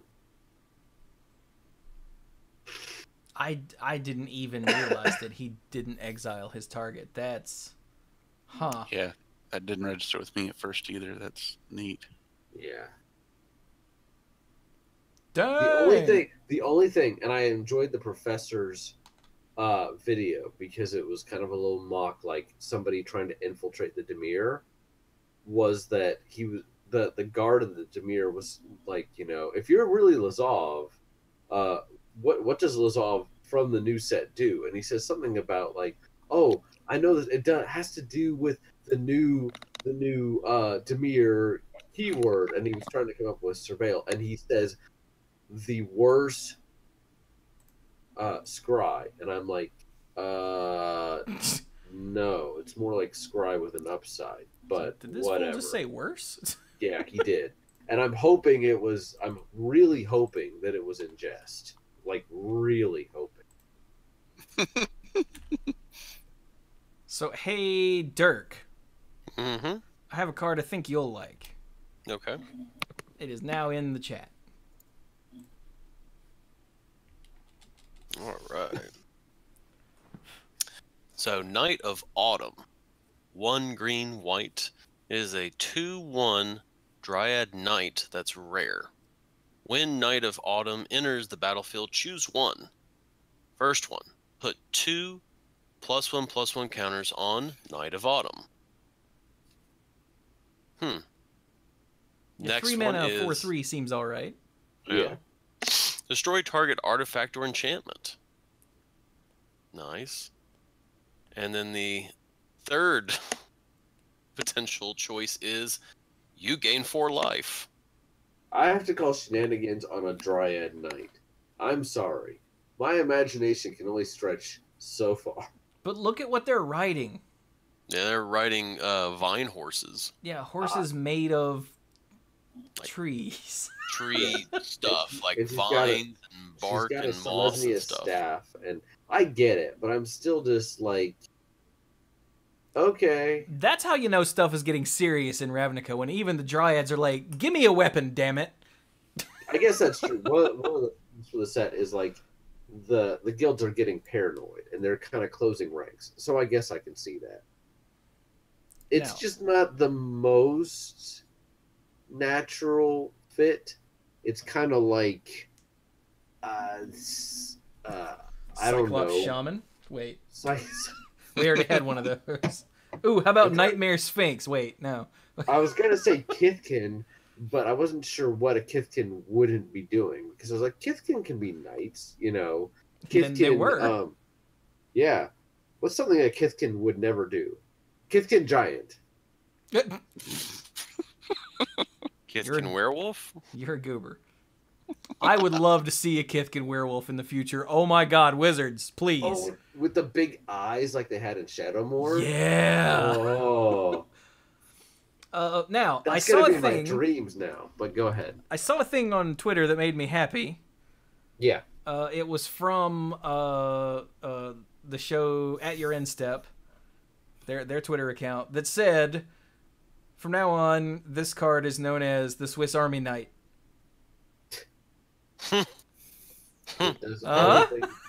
Yeah. It's good. It's really good. Isn't like that it. stupid? Like, I love this card. I think it might even get play in non-standard formats. You think so? Yeah. For all the different things it does, especially those last two bullets. I mean, you know, Destroy you can- target artifact or enchantment or gain 4 life. I mean, this is like, I'm thinking at least in standard, this is main deck like all the time because you're just like, you love to have this against everything. I get a decent sized creature, Mm-hmm. or I get a naturalize with a 2/1 body, or I gain 4 life also with a 2/1 body. Oh, that's another card I want to talk about from today was the Snapcaster thing. It's Snapcaster, but just without the 2/1 body. Is that Mission Briefing? It's Mission Briefing. Yeah.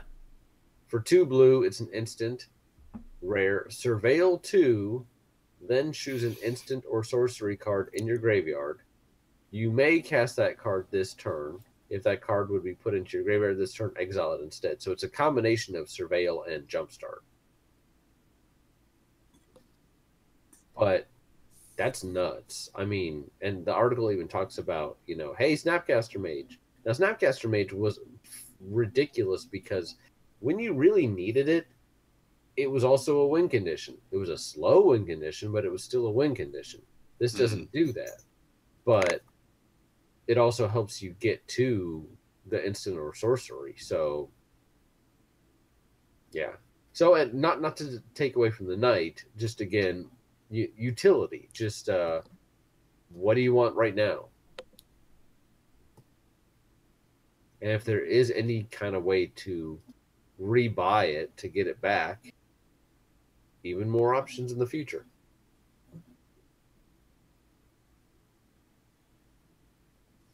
Do we think we've talked about what we want to talk about this week? As I'm sure that next week will be more Ravnica. Or is there anything? I'm not trying to cut it short. Anybody see anything else they really want to talk about today? We do have the new Aurelia.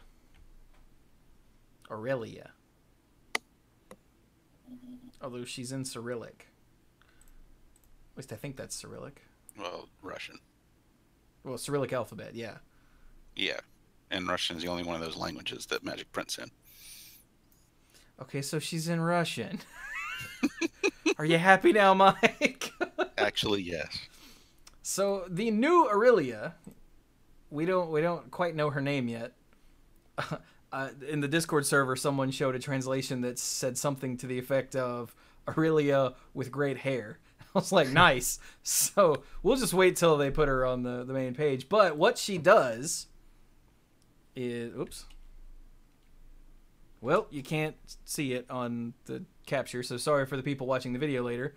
But for 2, a red and a white, she's a 2/5 mythic angel. Makes sense. Legendary, of course. She has mentor and flying.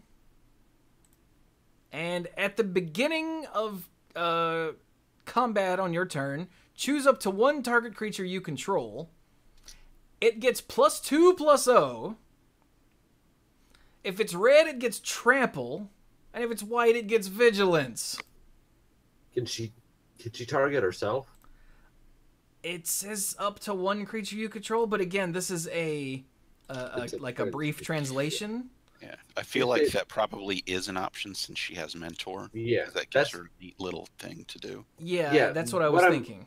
What I'm thinking is, that as long as she can target herself with that, that's great, because then she can mentor anything that's 3 power or less.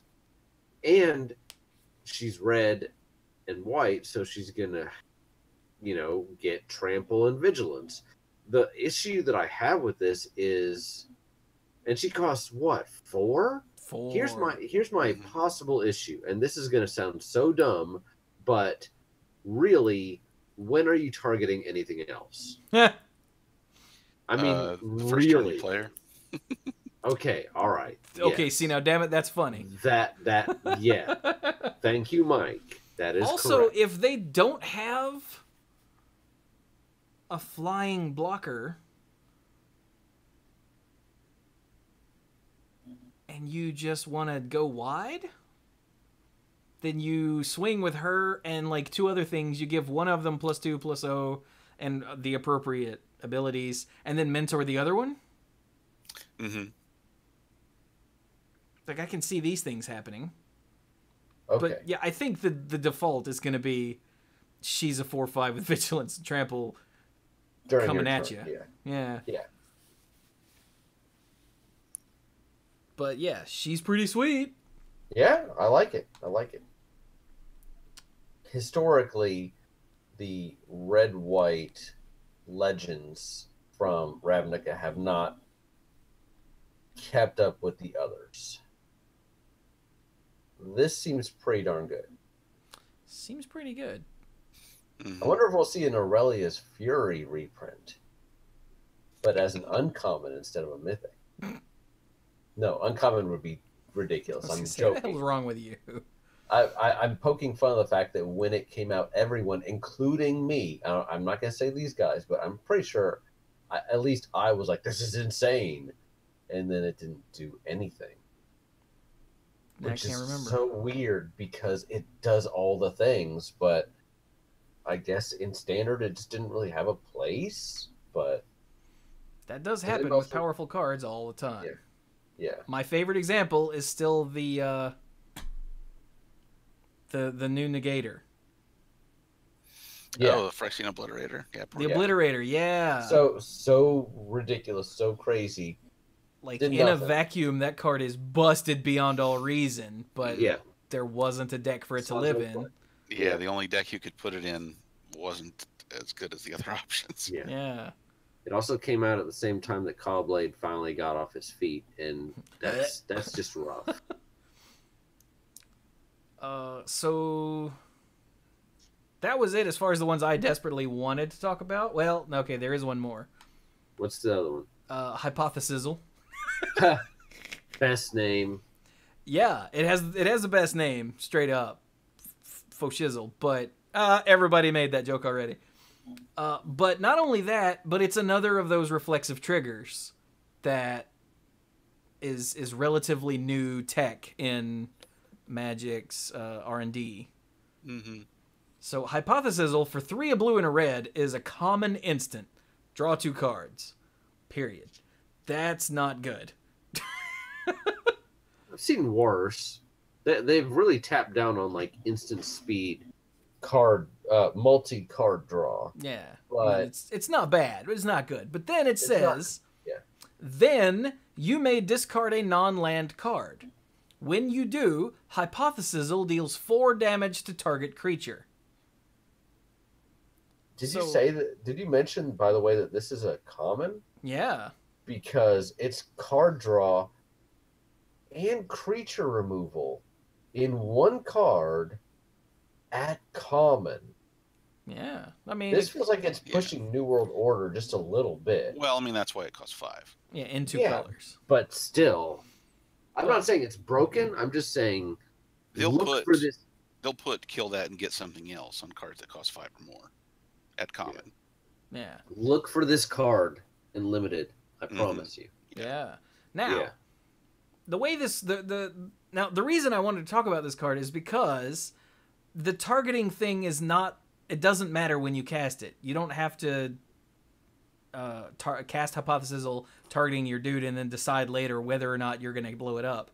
You cast Hypothesizzle, you draw 2 cards, and after you draw those cards, you decide if you want to discard a non-land card, and if you do, then you pick a target.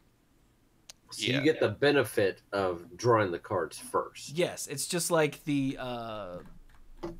Dream Eater, where you cast it, surveil 4, and then decide if you want to bounce something. Yeah. Yeah, but also for something like Hypothesizzle, and it, something that had an instant or sorcery that has something like this. If you had to choose a target when you cast it, you wouldn't be allowed to cast it over an empty board. Correct. But with the way Hypothesizzle uses that reflexive trigger, you can do that. And also, you go Hypothesizzle, like, if it wasn't the reflexive trigger, you're like, Hypothesizzle, target your dude, and they go, oh, sacrifice my dude. Well, now you don't even draw cards. Yeah. And that's horrible and terrible and lame, so they're using this sweet new reflexive trigger tech to make this stuff work the way that you want it to. Yes. And that's awesome. Plus, as Brian said, best name, Hypothesizzle. Duh. So I think I'm good. Is there anything else any of you guys wanted to talk about? I think I'm good. I've had a good time. I've covered the cards I wanted to discuss. Yeah, right. Shut up then. Mike or Brian, or Mike or Dirk? I think the design and the naming conventions of the guild mages are really neat. I like the activated tap abilities, and I like the way they're named. Yeah, they're named. So we refer to everything as Demir, is it, whatever, but they actually have full names. House Demir. So the guild mage is a house guild mage. The Golgari Swarm. So the guild mage is the Swarm guild mage, and that's really cool. I think, as far as what they do, we should wait till next week when we probably have all 5 of them. Yeah, they'll probably be around by then. Probably. Hey, Dirk, you got anything? No, that's all the ones that I saw. Oh, wait, there was one more card that made me think of, well, a combination of Dirk and Mike. It was the Golgari Raiders right next to the Nullhide Farik. Hey, Dirk, read that for me real quick. What color is it in? Green. Green. Golgari Raiders? Yeah. So for 3 and a green, it's a 0/0 elf warrior that's uncommon, has haste. It has Undergrowth. Golgari Raiders enters the battlefield with a +1/+1 counter on it for each creature card in your graveyard. Ugh. I love that green haste. Yeah. Isn't that sick? Like, this card already exists, I think, without the haste. Yeah, it was something in a core set. Yeah, I can't remember what it's called, but It's kind of like a take on a Lurgoyf, because this is what Lurgoyf does, look at your creature cards. Kind of, sort of. Yeah. Yeah, I actually saw this on Facebook. Like, one of the comments that was visible was like, this card is horrible. And I'm like, it has haste. Screw you. In green. So the opponent's looking at the board and figuring out what's going on. What can they play? I'm at a safe life. And you're just like, let me drop this 4/4 with haste. How's that deal with your math? Right? Like, and it's an uncommon. Think of this in limited. Yep. Where your opponent's like, okay, I'll swing, I'll kill your stuff, I'm safe, go. And you're like, BAM! Yeah, 4/4 with haste is the real deal. Yeah. But it's also an elf, and I was like, Dirk?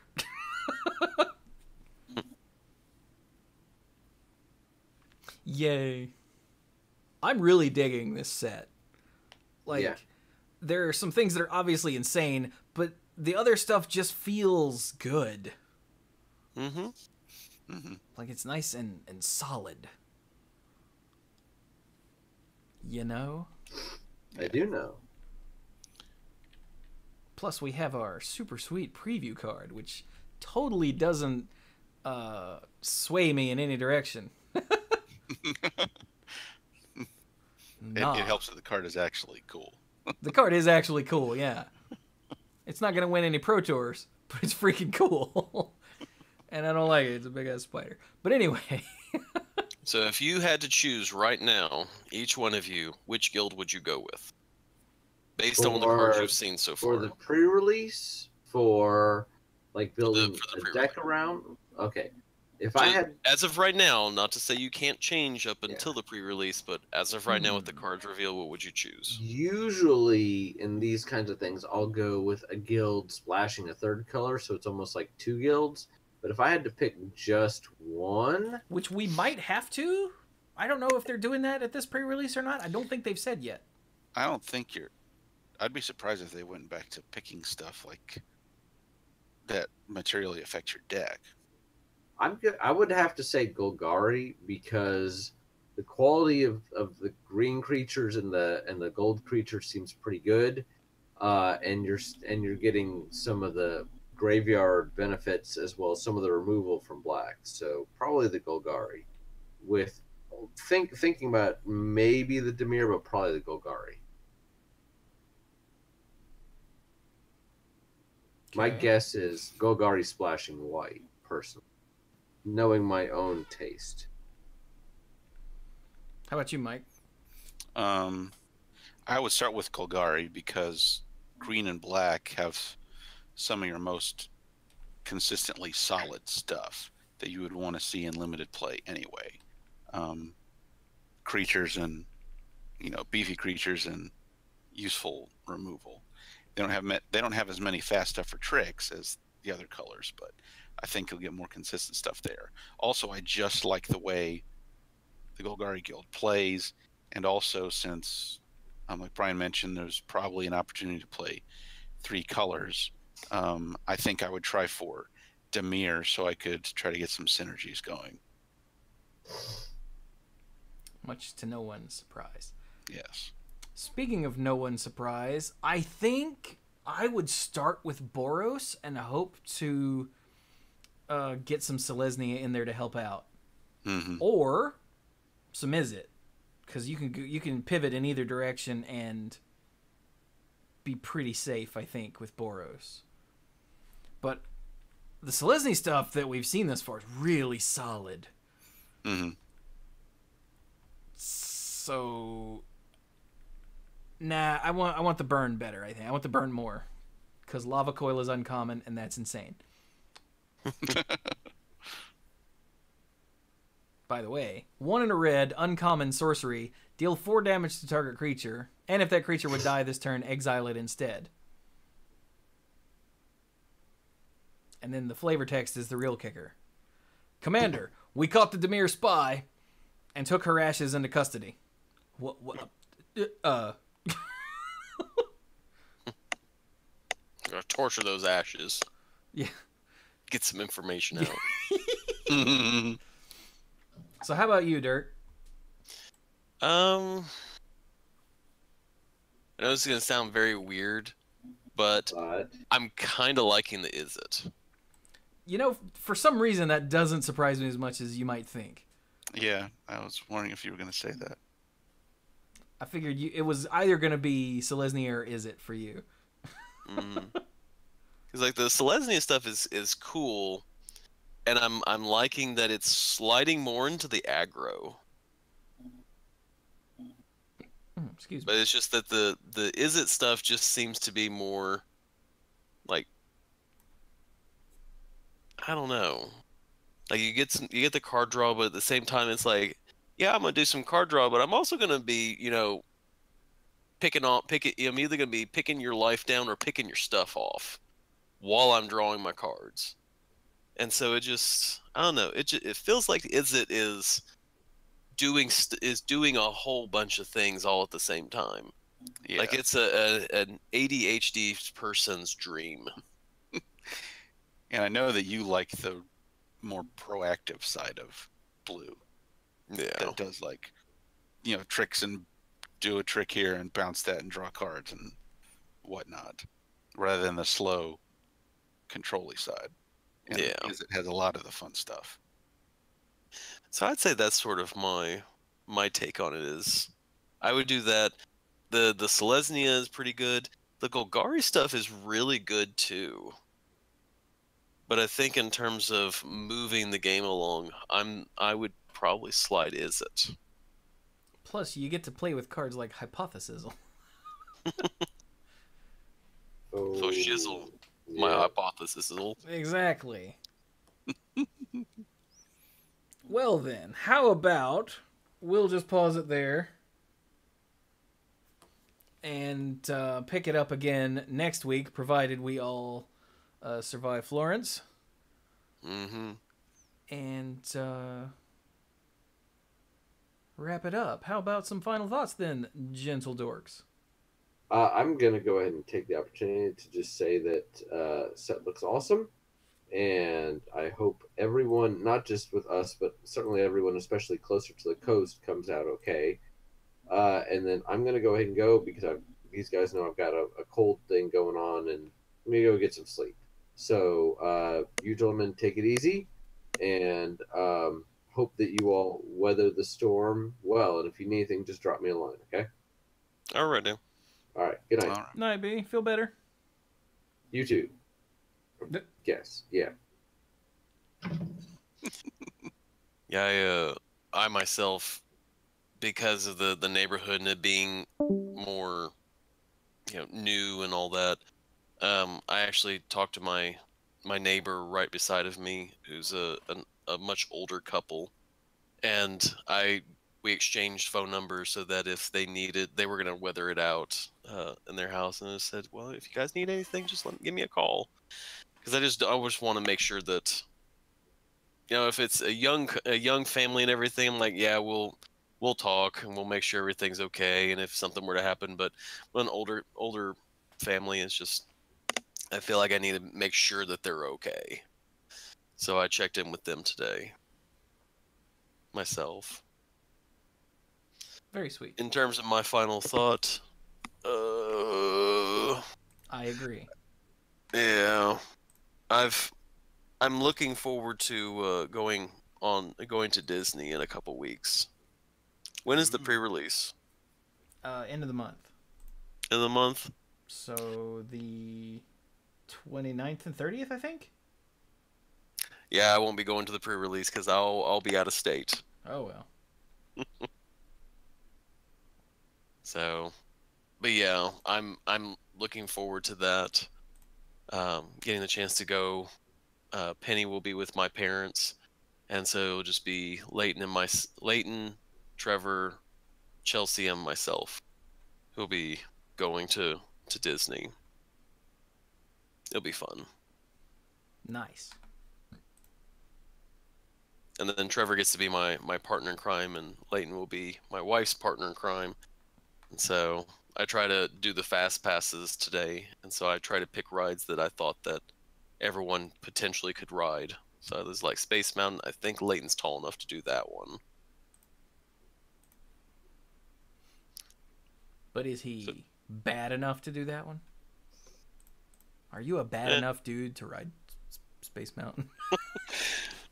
Well, there's so Space Mountain, the Star Wars ride, the motion chair thing. And the other one was I didn't want to do Everest because Leighton is not. I don't think he's tall enough to do Everest. And Trevor did not like it the last time we did it. He rode it one time and was like, I don't want to ride that anymore. I said, okay. There's something else in the Animal Kingdom that I think he'll ride, so I think we're doing that. It might be the dinosaur ride. That was pretty That's cool. what we're doing. So somewhere in there, I've already sort of selected the fast passes and everything. But yeah, my final thought is that I'm really looking forward to this. I'm looking forward to not having to go to work tomorrow. Although we were just informed while we were recording. I looked at my email and was like, oh yeah, we've already figured out what the day we're swapping it out for is, and I'm going because it screws with my plans. Like like when I'm doing stuff, it messes up my dates. So, but yeah, that's my final thoughts and everything. And with that, I am also going to head out because even though I'm not going to work tomorrow, I'm about to fall asleep. Probably a good call then. Because that's how I roll at this point. I'm like an old person. It's 10 o'clock. I'm like, it's my bedtime. It's time to go to bed. So with that, everyone have a good night and be safe. All right. Good night. Night, Zerk.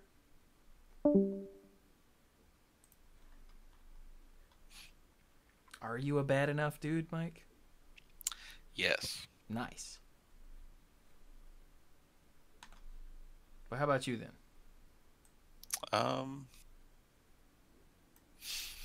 Set looks cool. Set looks interesting. It'll be fun to play this. It'll be fun to play Ravnica Allegiance. It'll be really fun. It'll be really interesting to see the third set where it'll be set in Ravnica, but it won't be about the guilds. Yeah, it won't be a Ravnica set.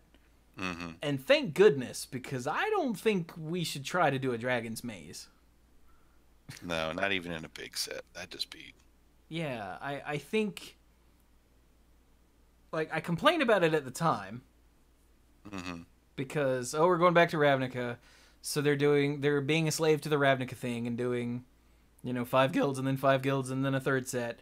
But I think I understand now. This is the setup. Because somebody said somewhere, I think it was Rosewater maybe, that what's going on in Guilds of Ravnica and Ravnica Allegiance takes place sort of along the same time as, like, Ixalan and Dominaria. Yeah. Mm-hmm. And so this is happening over to the side. Although when they say that and then we have Vraska, I go, huh? But, whatever. Yeah. Well, the Dominaria covers a pretty wide span of time. For the first part of it, Ixalan is still ending, and then Jace shows up and shows that he's lost all of his interesting character development and then disappears again. And so I guess it's about that same time that Vraska shows up in Ravnica again as well. That would make sense. Mm-hmm. But, so this is the setup. Like, this is... I'm trying to think. I think that Guilds of Ravnica and Ravnica Allegiance aren't necessarily, like, story. They're world building. They're like, hey, here's what's going on with each of the guilds at this time. And then the third set will be the actual story, which won't bother with guilds and whatnot. It will be about what's going on. Right. And having a Ravnica, having a set in Ravnica that isn't a Ravnica set makes me happy.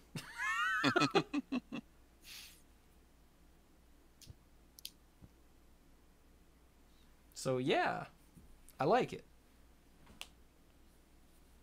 Just gonna... I'm trying to think of some sort of example that goes along with this, where a story pauses and shows you everything that's going on around it, and then the story picks back up. So I just finished rereading what I have of Astro City, and it's sort of like Astro City. Like, Astro City is a comic, a superhero comic, ostensibly, by Kurt Busiek, that is about Astro City and all of the heroes in it, but it's not about the heroes. Like Astro City, have you ever read any, Mike? I haven't. Oh, dude, we got to fix that because it's amazing. It's always from the point of view of someone else. Or if it is from the point of view of one of the... Like, the very first issue is Samaritan, which is Astro City's version of Superman, essentially. Mm-hmm. And sure, it goes through one day with Samaritan and all the stuff that he does, but everything that he deals with is just a couple of panels. What he's really doing is counting up the amount of time he spends flying. Because he's... I mean, think about it. He's like Superman. Yeah. So, all of the crazy, there's a meeting with the Honor Guard, which is the equivalent of the Justice League. And of course, when they get together, they got to go stop a thing. And he's like, oh, I got a leisurely 20 seconds of flying so the others could keep up with me. That sort of thing. Mm-hmm. And that's sort of what these two sets are going to be. It's going to be, rather than focusing on what Samaritan is doing and fighting all the bad guys, it's more focusing on what Samaritan is like. If that makes sense. Yes.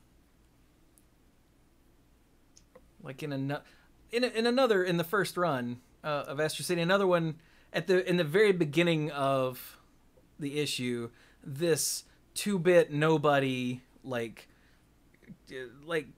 hoodlum essentially sees Jack in the Box's face. Jack in the Box is like their equivalent of Spider-Man, right? He's the street level crime fighter who's happy-go-lucky and whatever.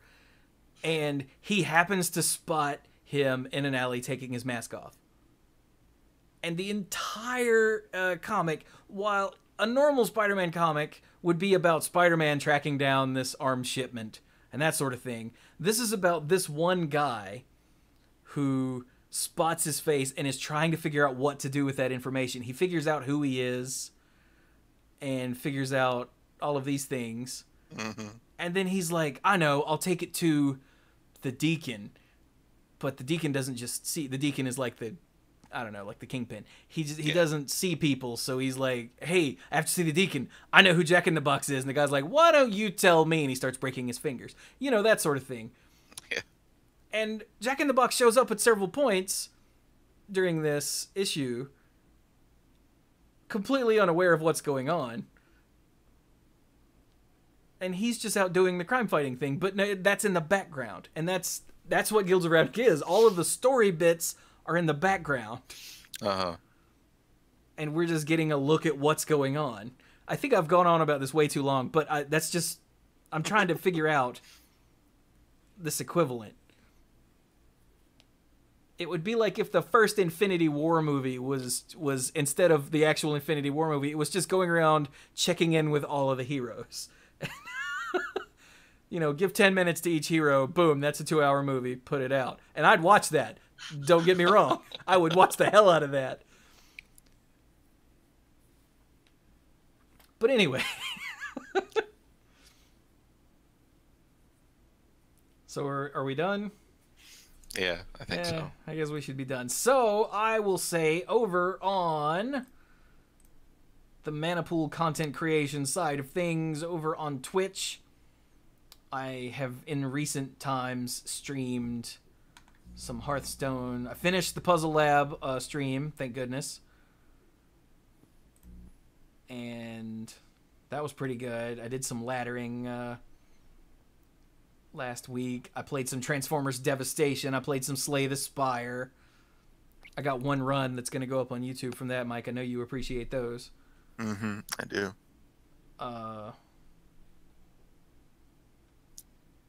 Yeah. And then over on YouTube, I'm almost done with DuckTales. Actually, by the time this episode goes public, I think DuckTales will be over. I finished putting up the Stanley Parable videos. I'm working on the Hearthstone Puzzle Lab videos. I've got one more XCOM video. I've got some more Hearthstone. I've got a Overwatch Mystery Heroes video that is me and Bill and Cap and Steph playing Mystery Heroes. And like the game itself was kind of whatever, but some of the nonsense we got up to, you know, while conversating with each other was pretty funny. So I actually cut these 2 games down into like just a 10-minute highlight reel of nonsense. So let me know if you guys like that, because I've got a few more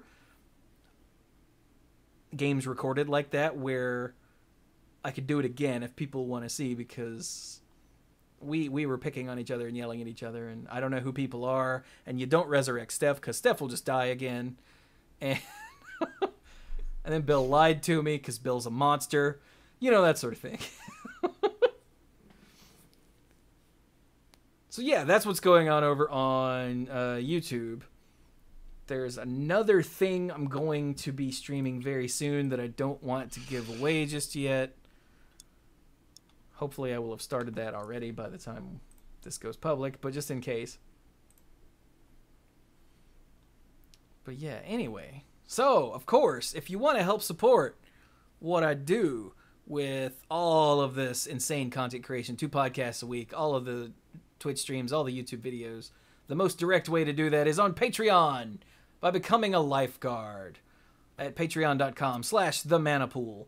The uncommon lifeguards get Manapool episodes and YouTube videos early, and they get an uncommon colored name in the Manapool Discord server, which you should totally join, by the way. The rare lifeguards get a rare colored name in the Discord server, and they get access to the odds and ends, all the stuff that is recorded before and after both Monday Night Magic and the Manapool that's uncensored and unfiltered. And I apologize so hard, I accidentally deleted the odds and ends from the Manapool number 522. I meant to delete 523 because as a live episode it didn't have odds and ends. And I got confused because I was trying to do too many things at once. And a couple days ago, actually it was yesterday, when I went to put those odds and ends together, they weren't there. I was not happy. I even downloaded a Recover by the people that make Sea Cleaner to try to recover it. Nope, already been overwritten. Couldn't get it. I was not happy. Dang. Yeah. That was when we had the Sam quiz that I finally put into the last episode. And all the nonsense that went with that. I don't even remember what the rest of it was. It wasn't very long, I know. So at least you guys didn't miss much, because I think that was the one where after about 10 minutes after the show, I'm like, yeah, we got to go. So, but I apologize for that. But anyway, that's the rare lifeguards. The mythic lifeguards, of course, get the mythic color name in the Discord server, so everyone knows just how mythic you are. And you get the shout out on both podcasts and your name on the end slate for all the YouTube videos. So I would like to thank our mythic lifeguards: Kim Ho, Andrew Hunt, Al, Lance Delicious, Team You Hellas Are You, Connor Kennedy, John Morris, Jeff Spencer, Stuart Slaw, PJ McMullen, Bosco Bertain, Casey, Nathan, nope, Fayen Says, Danny Liao, I'm never going to hear the end of that, Jason Doan, Cody Buckowing, Jake Janssens, Jason Kaus, Brian DeLucci, Stark Maximum, John Parker, Jimmy Scott, Violet Moon, Dan Holm, Bartle, Mike Millerburn, and the Beastfather, Aaron Goodwine. Thank you all so very much for your generosity. I quite literally could not do it without you. And of course, if you want your name added to that list, all you have to do, go to patreon.com/themanapool, sign up to be a Mythic Lifeguard. Bam. Get all of that stuff. The odds and ends, the early stuff, and the shout out. So, with that, I guess we're done, right? That's everything. Yeah. And of course, Twitter and everywhere we're at, it's the Manapool. Go find us. And of course, all the links are in the show notes, as always, to all of the things. Just all of the things. So yeah, we will be done. So this has been the Manapool number 525. Wow. Huh. Thank you all so very much for listening. And go play some Magic.